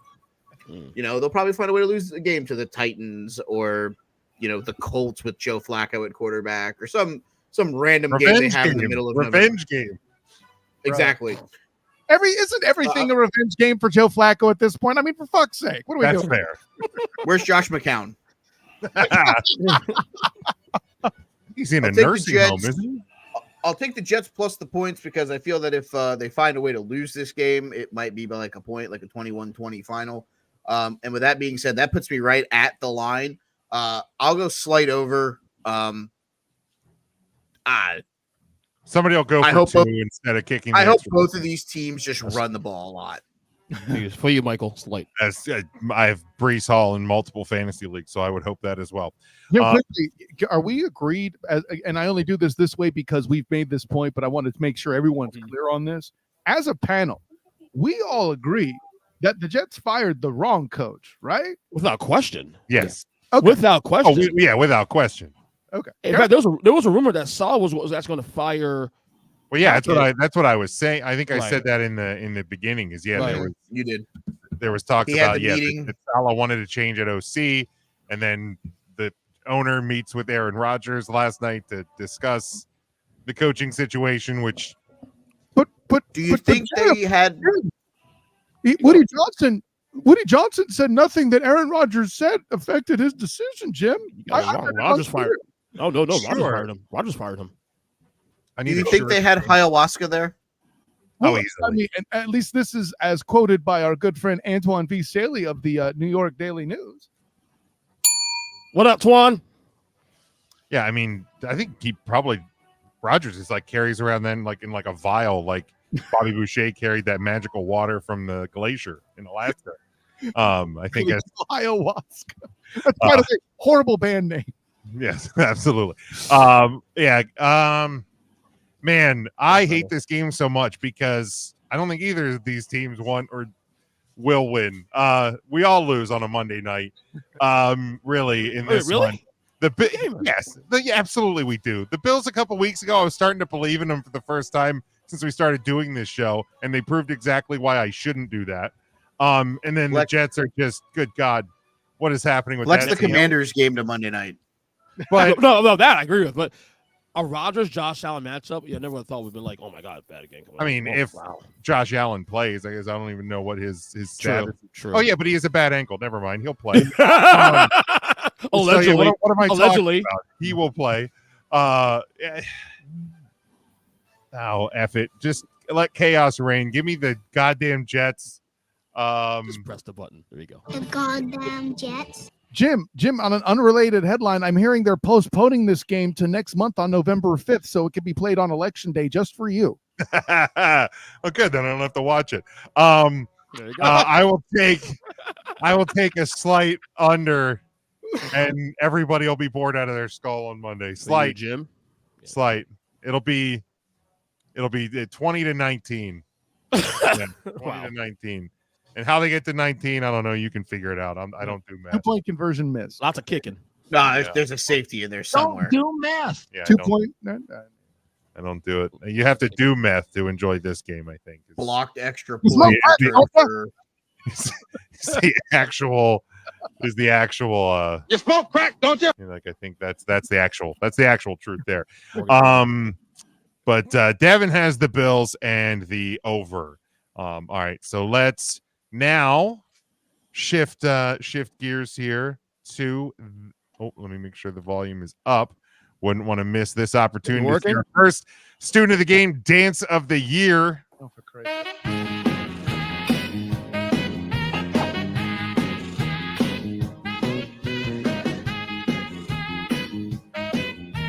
Floating head doctor, Kyle. I freaking love it. It's so He good. talks over the fucking dance, Jim. He's so excited about the dance that he's fake jerking people off, and he's still. Well, I mean, that's we just have to deal with it. It's also Jim's favorite president. Jesus Christ. So, yeah, something like that. And Matt I'm not Stewart. you, EJ. I'm not you. All right, let's take a look. Look right. And remember, look to the right side of the screen first. EJ, who was your bottom five? All right, for the podcast listeners, we got 32 the Patriots, 31 the Panthers, 30 Dolphins, 29 Titans, and 28 newbie in the list now, the Browns. You should have had the Browns there before. Okay. Well, we can't fix last week though. We Deshaun Watson, forward. comeback player of the year. Hey Jim, hey Jim, guess what? We move forward. Thank you. Well, we're trying to, but some people want to keep moving us backwards.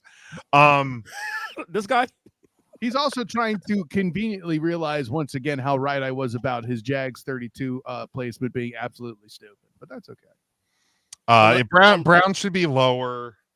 Okay. Lower than the Titans, lower than the Dolphins, lower than how low? So definitely lower than the Dolphins. Yeah, I think they should be. I think they should be in the bottom 2. Okay. That team is bad. Oof. And they are giving up. It looks like they're giving up on a lot of things. Michael, what's wrong? They can't make a quarterback change because they're in close to what was at one point record contract numbers with him. Mm-hmm. You have a coach that's handcuffed to a quarterback that is awful and nowhere near his 2020 form. Staring at EJ. Calm down, Jim. Yeah, Super Bowl contenders. Woo! Quick sidebar though, Jim, real quick. Yeah. Should the Browns bench him? Yes. They should. Jameis Winston gives them a better shot of winning. Yeah, they absolutely should. I think Watson is 100% cooked. Whether it's physical, mental, he can't handle the pressure of the environment that he created. All of the above, he's done. There's no recovery from this. Yeah, I mean, I reported it on this show, I think, when he first came out to booze in Jacksonville, of all places, when I covered the preseason game at Everbank Stadium 2 off seasons ago. And he was affected. I could tell from all the way up in the press box. As dumb as it sounds, yes, I could tell. Embrace the heel, buddy. Embrace the heel. Didn't do that. Apparently, I don't know that he's capable of doing that, EJ. It's too late now. Sure. So anyway, Matt, any problem with my bottom 5? Not with beyond the Browns being too high. I'd say that's it. Are we rewarding the Dolphins for the insignificant win? Is that why they're dirty? Rewarding. They're still the same spot they were last week. They didn't move. Right. Well, because they're bad. They. Yeah, I mean, they're still on the bottom in my bottom 5, but yeah. I don't think they're worse than the Browns. Yeah, and they have the injury excuse. Right. That's true. Yeah, the Browns don't. Yeah, that's fair, isn't it, Matt? They get Tua back in 2 weeks, I think, allegedly. I think for what? 7 snaps till he gets the next concussion? Well, yeah. Then we're back to Skylar Thompson. By the way, Kevin, make sure you get mad at him and wish he falls out of a chair. All I stated was a fact, anyways. But Devin, I can't wait for Kyle to fall off the chair one of these weeks. I will die laughing. It's the previous comment too. Devin, he's so goddamn. Which comment was it? He says I made a Tua comment. All I did was say was that Josh Allen's concussion situation wasn't Tua bad, which is a fact. Dude. Yeah, right. Like it's not making fun of him. It's a reality. You know, I make fun of Tom Brady for a lot of things, but because I call the hitting the quarterback below the legs the Brady rule doesn't mean I'm disrespecting Tom Brady. Hey, Kyle, be nice. Dolphins going through right now. Be nice. Bro, I had to write the tanking for 2 a year. This ain't shit, okay? Anyway. All right, EJ, give us your top 10. Top 10, here we go. Number 10, the Buccaneers. 9, the Packers. 8, the Niners. 7, the Bills. 6, Commanders. 5, Texans. 4, Lions. 3, Ravens. 2, Vikings. 1, Chiefs. Top 4 still the same as last week. All right, who wants to go at it first? Michael? See that face? Sell me the Buccaneers at 10. So last week they were, I believe, 8. And they lost. Yeah, they lost. I know. And honestly, they gave away that game to Atlanta. They should have won that game. That's 500-yard throwing thug. Yeah, they gave that game away, dude. The Falcons should be 10. Period. Point blank. End of story. You blew it. You just admitted it on the air. Thank you. Carry on. Kyle, let me ask you a question. Who? Okay, if not them at 10, who? I just literally fucking said it, asshat. What'd you say? Panel? He said the Atlanta Falcons. No, but no. I mean, buddy, hold on. You're saying Dude, fuck them. The 49ers at 8? Thank you. I'm playing the 49ers at 8. I'm playing the long game on Niners, man. But if they lose, buddy, championship pedigree, my ass. This is your power rankings for the week. You can put them back in the top 10 when they start winning games. But the long term also plays a factor in this too. Also, like I said, we know you vaulted the Ravens from unranked. Long term, they're not going to have Christian McCaffrey back for the long term. Like, what are we doing here? The back is not that bad though. Was it Jordan? Who's his name? Jordan. That'd be Jordan Mason. Glad Thank you know you. Glad you know Yeah. their team. You have him at Yeah, 8 in your he's power so rankings. spot on. Yeah. That's first name, right? It's pretty good. That Jordan's so and so. He's good. Michael Jordan. My guy, if they didn't play the Patriots, they could be 1-4 right now. Like, you understand that, right? I understand that. No, I don't think you do. I do. I disagree with you, but you have them at number 8. You in understand the National that they're Football League over a team, reminding the listening audience that you have in the NFC title game with your cheesy fucking green toes down on the ground. Let me ask a question. If the Niners were at 10, would you be bothered by that, or should they be in the top 10? I would be bothered by that because They they shouldn't be in the top 10. be ranked. So outside of Niners, anything else on this list? And the Bucks, well, the Bucks probably. Honestly, I don't think the Packers are a top 10 team right now either. I'm not going to go there. You and I already had that lightsaber duel, Burn, which you clearly, obviously lost. I'm joking. On what? But here's what I will give you. I will compliment you that you were brave enough to put the Commanders this high. You're crazy, but I love the bravery. This is exactly what I'm talking about. And you buying into the power vacuum. And it's great. But in the event that they lose to the Eagles or the Cowboys, I think they play the Eagles first. I'm not sure. I expect them to be punished. Of course. And if they lose to either of those teams, they're getting the benefit of the environment too, also on top of that. So yeah, I'm also kind of confused why you have the Ravens above the Texans. Well, that was the case also 2 weeks ago. Oh, last week as well too. So where they went from being unranked to being the number 3 team. So the Chiefs number 1 would look good to the committee. Right. Last week was the big overreaction. The Ravens should not have ever been unranked. I think that's the obvious error here. Okay, let's not go crazy. I'll answer your question this way, Matt, because EJ clearly can't coherently debate.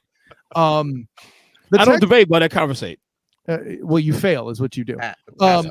So that being said, by the way, conversate, not a I made it up. The Texans are flawed, but they still keep sneaking past teams, right? EJ made the statement on his show that the Bills are a statement win.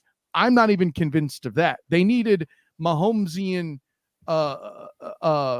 antics to slip in a last-minute field goal to beat the Bills with a Josh Allen that went 9-30.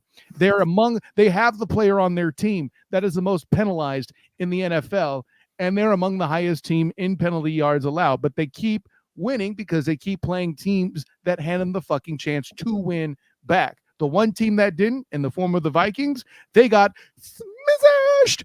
They should have lost to the Jacksonville Jaguars, for example. Like, this is why I feel like the Texans should be lower than the Ravens, but apparently there's something in there where because CJ Stroud, because Stephon Diggs, because Nico Collins, Christ, I don't know, but hubba, money, money, money, who does he trust? And apparently the Texans. I just feel like we're not punishing the Ravens enough for that loss to the Vegas Raiders. And well, that's how many weeks ago now? That's right too. So I mean, they should have lost to the Bengals. They did get punished though that week because when they got punished, they got knocked out of the top 10 immediately after that as a result.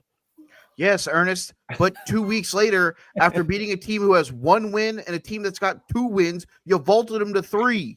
God help you if it involved a pass interference too. I guess the team that was unbeaten that we all say Buffalo was the real deal, and then they crushed them. So yeah. But the Lions are better than them. The Texans are better than them. Okay. The 49ers are better than them. Okay, Michael, hold on. Jim, reveal. Well, hold on. No, no, sir. You don't get to just sit here and just push this off because you don't want to have to defend yourself. Ain't happening, Stone Cold. Here's my popcorn. Holy shit.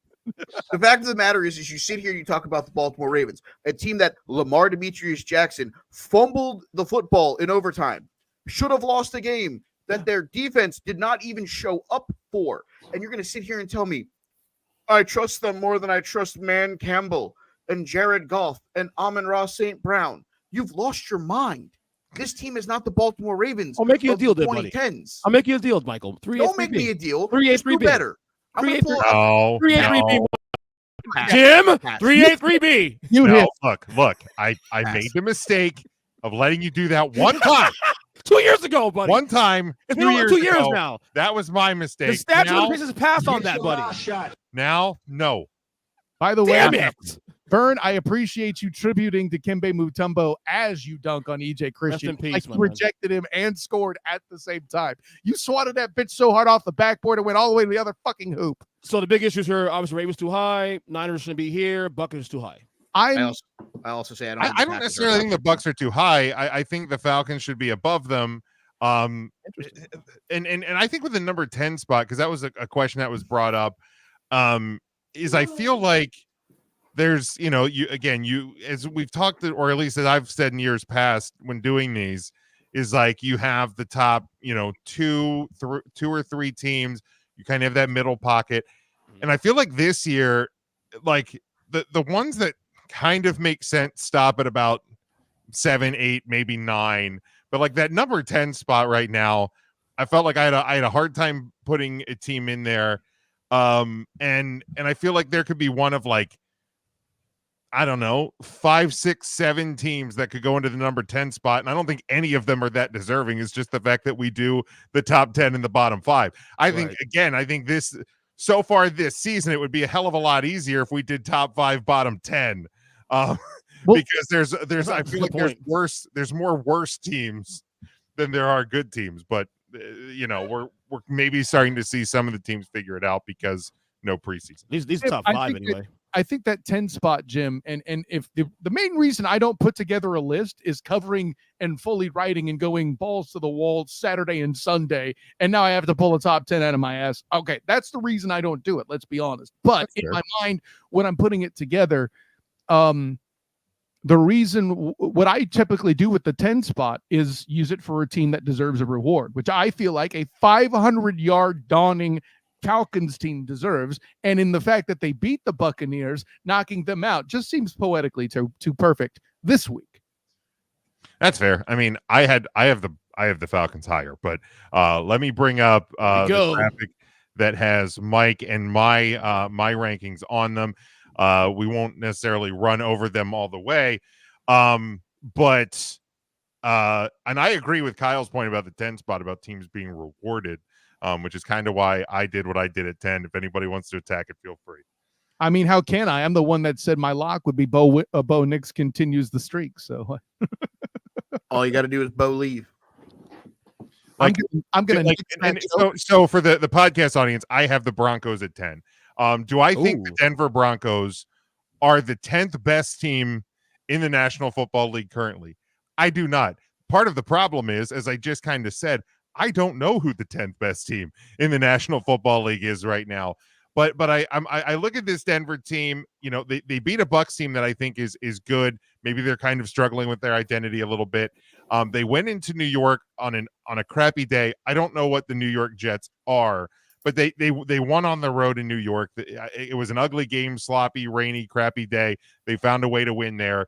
And the Raiders nobody's pretending the Raiders are a good team. But I feel like the Broncos in the last couple of years would have found ways to somehow lose that game and lose it in embarrassing fashion. And they kicked the shit out of the Raiders.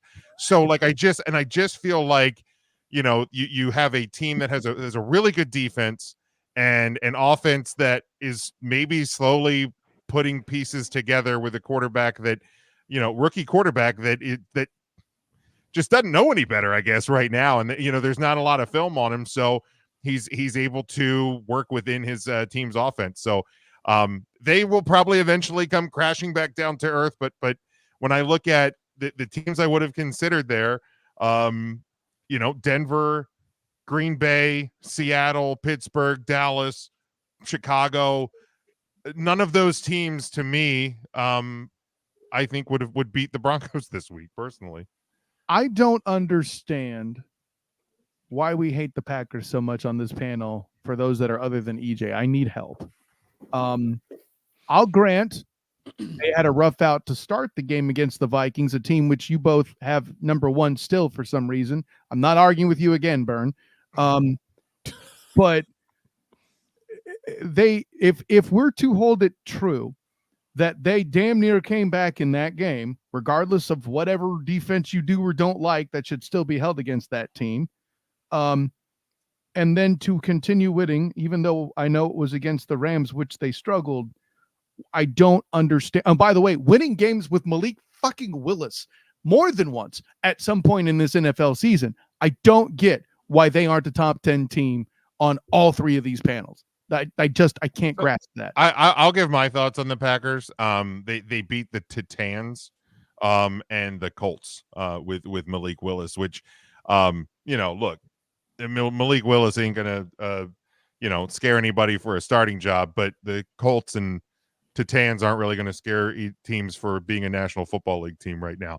So like it's they won close against the Colts. They beat out a horrible Titans team that if it weren't for other teams just being worse, I would have the Titans pretty much at the bottom of mine. But they get no balance for doing it with a backup quarterback. Is this what we're doing here? Well, but my point is you have only beaten bad teams.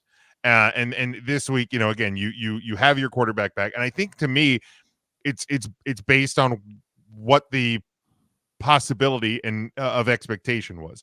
So you go into the playoffs last year, you throttle the Cowboys, you probably should have beaten the Niners until you folded in the second half.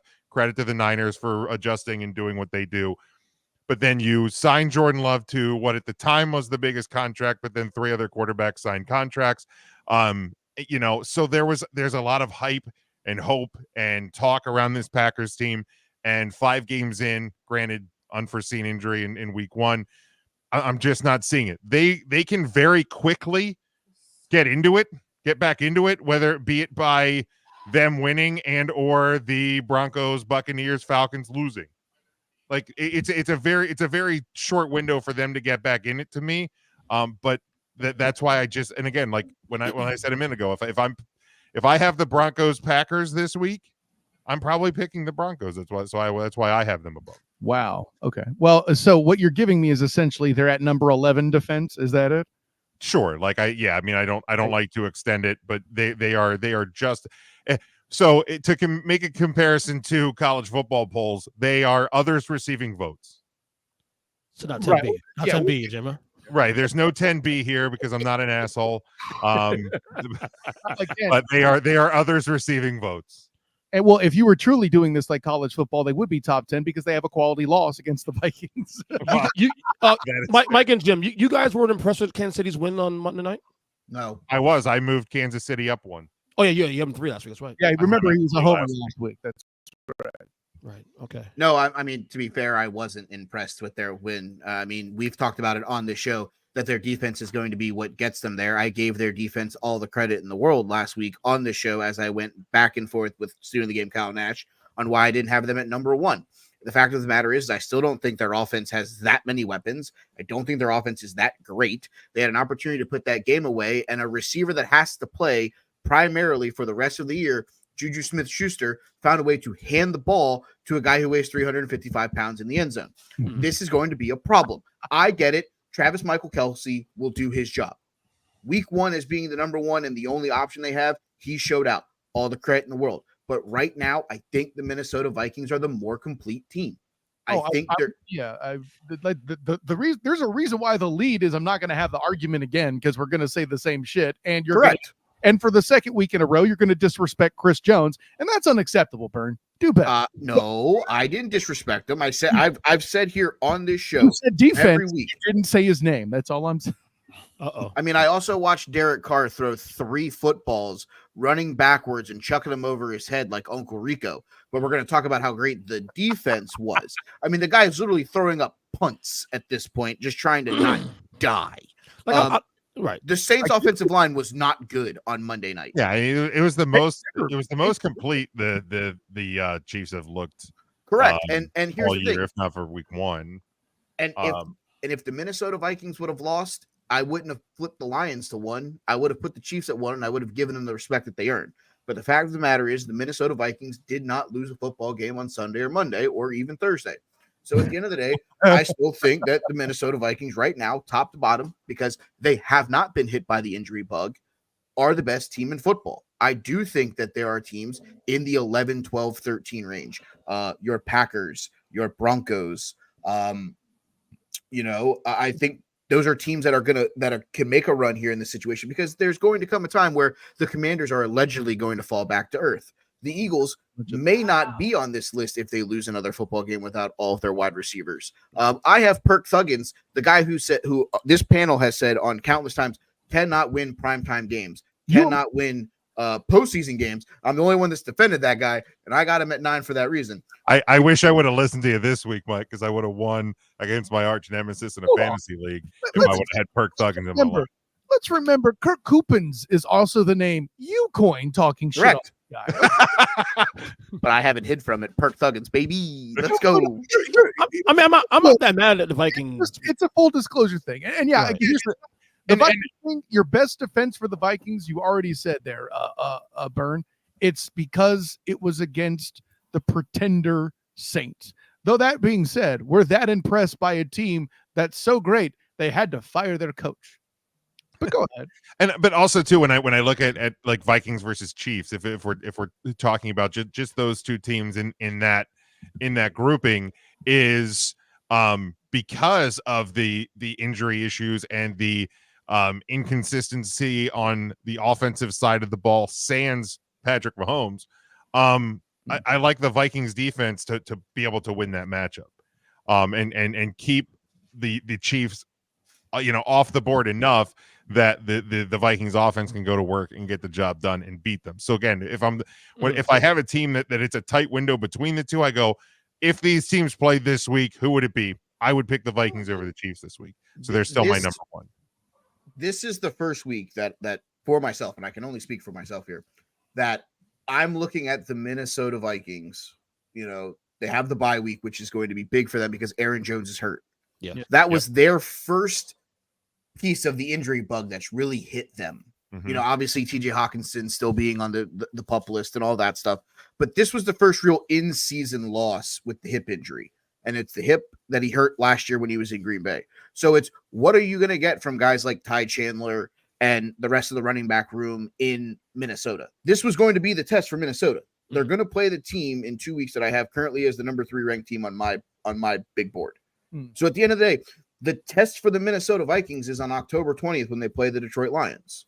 Yeah. Hopefully for them, Aaron Jones is healthy. Yeah.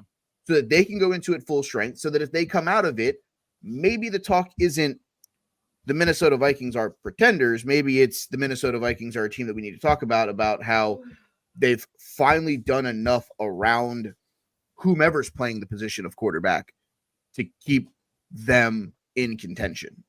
Or how much was Kirk Cousins actually holding them back?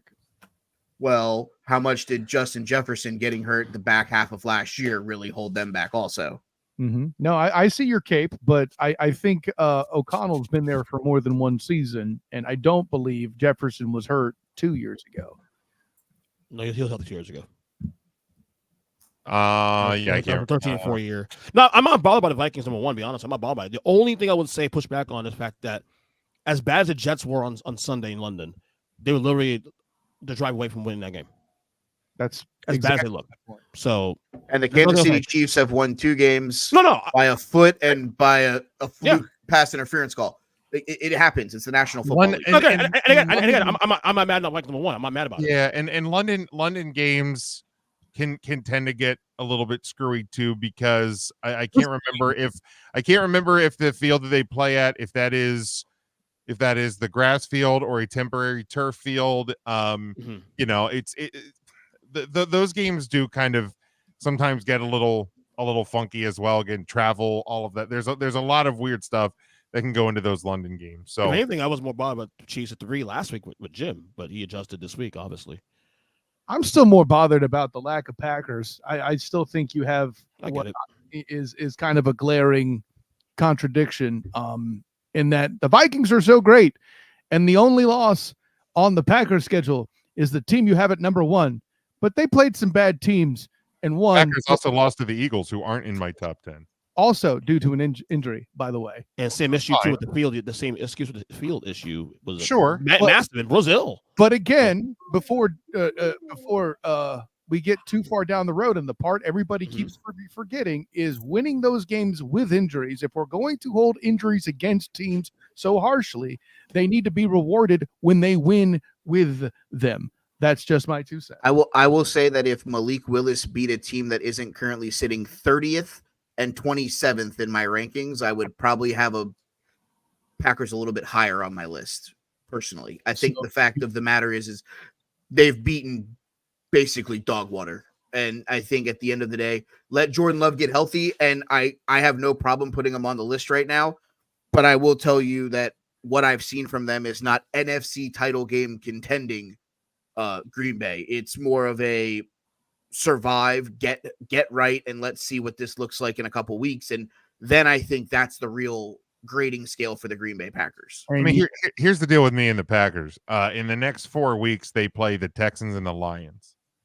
Like if you can get right, you know what I mean. If you get right, you get healthy. You know, you win those games and the other 2, Jacksonville and Arizona, that you should win. Frisky Cardinals. And here's the thing: even if you let's say you lose a close one to Houston, but you win the other 2, so you go 2-1. You go in and you beat Detroit. You will be in my top 10 at that point. So that they're close. Again, they probably would have been in there if I didn't reward the Broncos as well. And then, and I get that. And by the way, to close the contradiction loop here, so everybody sees it clear as day, we're shitting on the Packers, but it was upon that win that the Vikings got that they were placed number 1 by multiple people on this panel. There's where I have the problem. It's one or the other, fellas. I also told you that I also love the fact that the prevent defense made that Green Bay Packer game a lot closer than what it was. Because here, hold on. Hold on. Let me finish. Vikings decision. Hold on. You're not going to let me finish. Because I'm going to bring this back to the conversation I had about the San Francisco 49ers, who decided to play 0 offense and are still somehow in the 8th spot in Ernest's power ranking. Guilty as charged. They played no offense. The Cardinals found a way to beat them because they kept playing shit prevent defense and throwing prayers up, but he has them at 8. At the end of the day, if we're going to use the grading scale and you're going to come at me because I sat here and I said that the Minnesota Vikings in the first half were a far superior team than the Green Bay Packers and decided to play the let's go home defense, then it has to go against teams a la San Francisco because they did the exact same thing and couldn't score. The same thing Minnesota couldn't do. They couldn't score in the second half. I've been on EJ's case all season for how he's rewarded the 49ers. That's a good try. That means then still you have doubled down on the Vikings being too high. No, I still, then I said it. I still think they're the most complete team in the NFL. Listen back to the tape when it's done, buddy. You totally. I can't remember where because I couldn't find my. Well, it's clear that we all have. Hold on. Where I had the Vikings in week 3, but I had them in 3 in week 4. So the Vikings for me have slowly been working their way to the top, and they've been there last week. So I personally, for me, I didn't take them from unranked to number 1 in 1 week. I'm not EJ Christian. I don't have the ability to jump that high. At my age, I'm smart enough to know my body's limits. It wasn't just because they beat the Packers that I put them at number 1. They've been moving up as they've been winning games and performing well because they beat the 49ers, they beat the Packers, they've won these games against teams that are competitive or allegedly in the top 10 or severely limited if you believe Mike's tirade. Or both, fellas. It just or it could be let's penalize the Kansas City Chiefs for escaping. No, okay. Yes. I can be just as loud. No, this is not the right argument. The Chiefs have fucking nothing to do with this, guy. Buddy, I can make whatever argument I want, my guy. On the schedule. When do the Vikings play the Chiefs? When did that happen? When did the Chiefs escape fucking Los Angeles and barely beat the Chargers after Mahomes had one of his worst games of his career? Maybe he should be penalized for it. Maybe we should stop putting him on this pedestal that he's the greatest of all time. Right? That's the magic thing. Quantum rule. This is also a Marvel movie. What the shit are we doing? Answer the goddamn question. How can a number one team be number one when you're because the number two team cannot fucking put away teams that they should? There's the answer that you don't want to hear. They're not as good as they used to be. Can't put them away. The team they're undefeated. So are the Vikings. They've escaped, Kyle. They've escaped. Admit it. Admit it. They've escaped. They've escaped 4 of their 5 wins. And by the way, it's escape, not escape. For fuck's sake. So, I mean, if we're really going to go about diction and tone of words, then we have another conversation to have, and we probably shouldn't be doing a podcast. Be very honest, because at the end of the day, they've escaped this, escape that. It doesn't matter. Is it possible? They're not as good as they used to be. Is it possible though? Putting them on Hold on. Everybody shut up. Hold on. For me, the Minnesota Vikings, Kyle, okay, have beaten the 49ers by 6. They throttled the Texans, who everybody would probably have in their top 5, and they are an undefeated team. Okay. You say you cut the teams down and then you use it to lift the one up. That's where I struggle. I can only say it so many times. If you refuse to see it, I can't help you, fellas. Okay. Who am I cutting? You're using the Packers against me. No, right? It's the Niners who are then being held to task as they don't belong in the top 10 because they're so injured, yet missing players like they were against the Vikings. That's all cool in the game. I don't understand. Okay. The reason the Niners aren't in my top 10 is because they're 2 and 3 and could very easily be 1 and 4. He agrees with you. Yeah, and I'm not mad. I'm not mad at the Vikings. I'm not mad at the Niners. Niners. Thank you. I'm all over the place. I'm not mad at the Niners not being in the top 10. Okay. But the Niners, then a not top 10 team who are injured, which we're supposed to hold against teams, are being used to propel the Vikings in both arguments. Well, again, my argument for Vikings over Chiefs has to do with the fact that I'm looking at a Chiefs team that, was a toe away from potentially losing to the Ravens.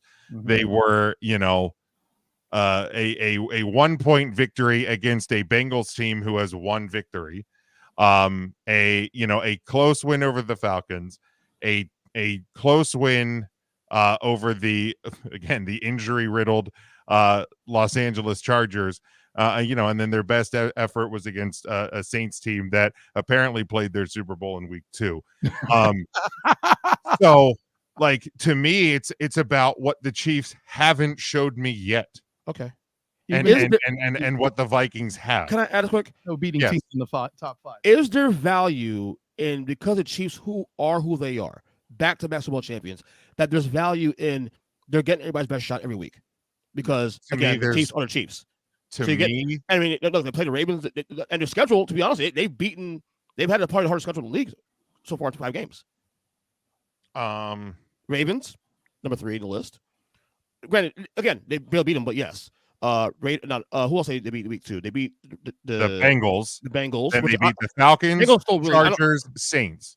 So they've beaten 2 teams in your top 10. They beat 1 team that's sub 500. The Vikings have beaten 3 teams in your top 10. But they beat 1 sub 500 team that's actually better than the 1-4 record, in my opinion. The defense is fucking terrible. In Joe Burrow. Okay, but Joe Burrow and the Bengals.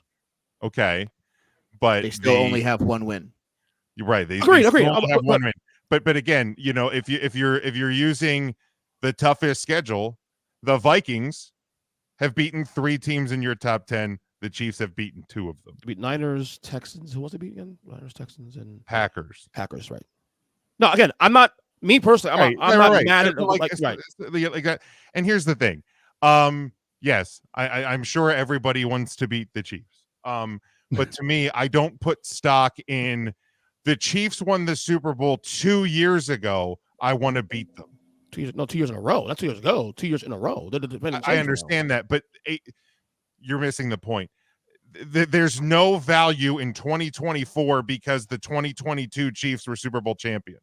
It's not the same team. I see what you're saying. Like, you understand? Like it's not even the same team as last year. Like if you want to say, oh, cool, we beat the defending Super Bowl champions. Guess what? I went to a Phillies game earlier this year when the Phillies beat the defending world champion Texas Rangers. How did the Rangers do this year, EJ? Spoiler alert, they didn't go to the playoffs. Right. So here's the thing. I'm not saying the Chiefs aren't going to make the playoffs, but we like putting value on a team's worth because of previous seasons. To me, again, this is me answering the question. I don't put that value. I am evaluating the 2024-2025 season and the first 5 weeks that we have been given. Right. All I'm saying is I believe there's some value to that when you facing Andy Reid, when you're facing Patrick Mahomes, you're facing Chris Jones, and those guys. That's the core is still the same. Well, I mean, I think everybody wants to win every week. Agreed. While I take your point of view, Jim, where EJ's right is it's different when you hit the field. I don't care who you are, even the water boy for, the damn Canadian team that's going to play them in a preseason. I know that's not real, but hear me out. Sure. We'll circle that game on the schedule. That's what everybody's best effort week in and week out means. Okay. I don't hold the same stock that EJ does in it. I'm kind of with you that it has it's overrated. It has value as a tiebreak, perhaps in the right scenario, but where he's coming from is that it's everybody every week, whether it's the AFC West or whoever it is going to play and do just a little bit more. Okay. That was fun. Anything else? I'm afraid to ask. No. It sucks. No, I'm kidding. Well, I mean, if we're just pointing out facts. Hey, Matt, you fall asleep? Yeah, I'm here. He's entertained by the show. All right. Whew. My goodness. Eagles season's over. Let's I at least got Matt to smile. Well played. All right, let's go to this. You better lock it up. No, you lock it up. Lock it up. Whew. Okay, we're going to look at one thing that is going to happen this upcoming weekend. And student of the game, I'll start with you. What's going to happen this weekend? You would. No. See, now I know Matt's awake. I stole his stuff. Is it fence sitting to say that the Bengals win their second game against the Giants? Yeah, it probably is. I mean, I wouldn't say fence sitting. I would say that's kind of lame though. It's like an EJ lock. That is pretty weak. I'm going to roll this year. Because they're weak. Well, I will go. Man, this NFL slate not great, Bob. No, not at all. Not great, Bob. But here's the thing, and you can blame the Steelers. I know I'm going to, and Jim, if you're an actual proper fan, you would. I think it's the Steelers' fault, but I have Madden Campbell handling business in Jerry World. Lock it up. I mean, some might say that's also weak, but I'll allow it. Okay, like I can go a different direction. That one's fine. I'll give you that one. Yeah, that's tough for you, isn't it? The Cowboys. I mean, I am surprised they won that game in the manner that they did. I feel like I'm doing you a public service by they are beat up there. Matt, what is going to happen this weekend? Rookie QB Spencer Rattler will lead the Saints past EJ's number 10 Bucks. Lock it up. Oh, I like that one. That one's spicy. That one, I like that. Damn, Creole. EJ, that's right. EJ, what is going to happen this weekend? Well, Mr. Possible MVP candidate and Rookie of the Year right now, Jane Daniels will throw for 400 yards plus this week against the shit Ravens defense. Lock it up. Okay. All right. I like it. Mikey B, what's going to happen this weekend? The free fall of the Penn State Nittany Lions starts.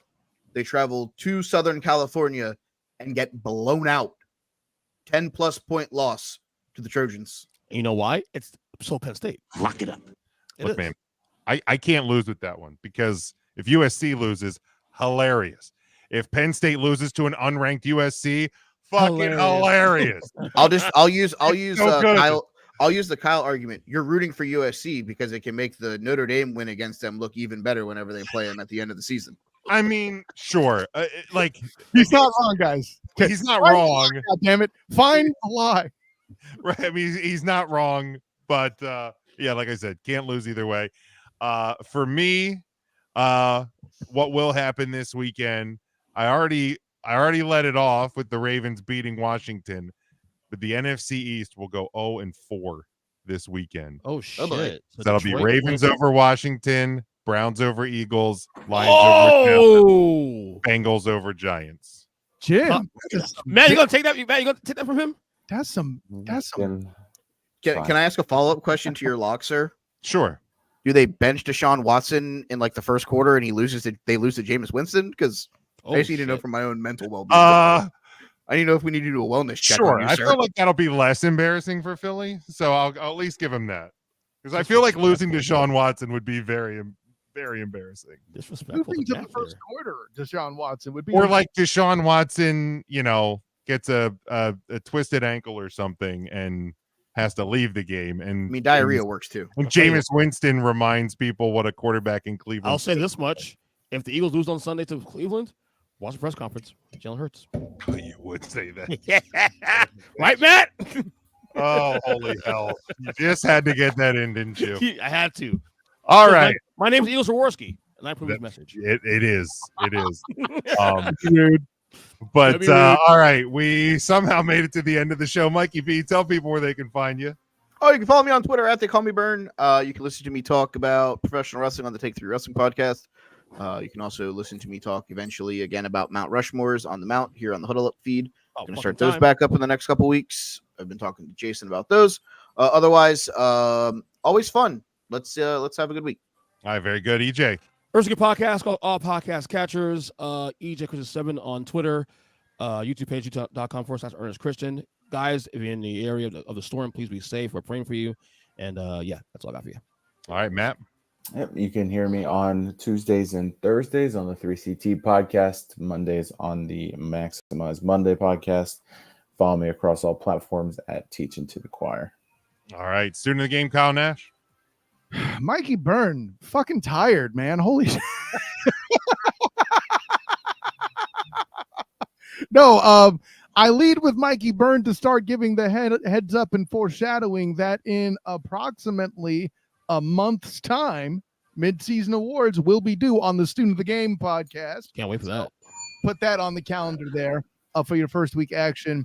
That'll be the first week of women's basketball for UCF, which I'll be covering for the Black and Gold Banneret, as well as, assuming the damn bounce house is still standing, UCF hosting the Cincinnati Bearcats. Make sure you check out the post game with that action on the Night Shift Live. By the way, though there may be a storm in the Florida area, UCF Night fans out there can not only capture this week's Night Shift podcast as powered by the Black and Gold Banneret, but you can also get the conference basketball schedule reactions. Hey, listen, the Big 12 is a basketball conference after all. Make sure you check out our discussion on that.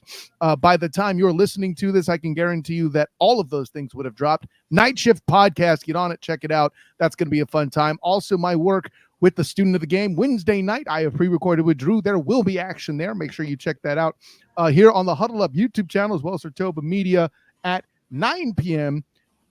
Wednesday. It's normal time there. So if you still have power and want to get through the storm, we are there to help you out. I'm also pre-recording the Duval Dive Wednesday at noon. So it will be up at its normal time at 7:30 with my man, Travis D. Holmes of Big Cat Country.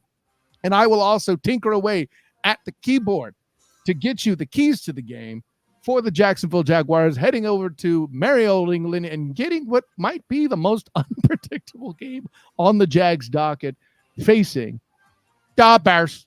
So that'll be fun for everybody. And if I can, thank you, Jim. And if I could find some time, maybe a little bit Orlando Magic content from Media Day. We're getting into the preseason. The Magic had their first preseason game, so there's that too. All of the above connected to the Fans First Sports Network and honor. Join your privilege to do this once again, fellas. Class dismissed. All right, very good. You can get me at Big Jim Sports, but most importantly, make sure you get the show on YouTube, on Facebook, on Twitter, and on TikTok. We are at Huddle Up Podcast. Make sure you hit the subscribe button. the like button, the follow button on any of those places. You can also hit the follow button on at Huddle Up Podcast Inc. on Instagram, Huddle Up Inc. on Twitch. You get our merchandise over at tpublic.com.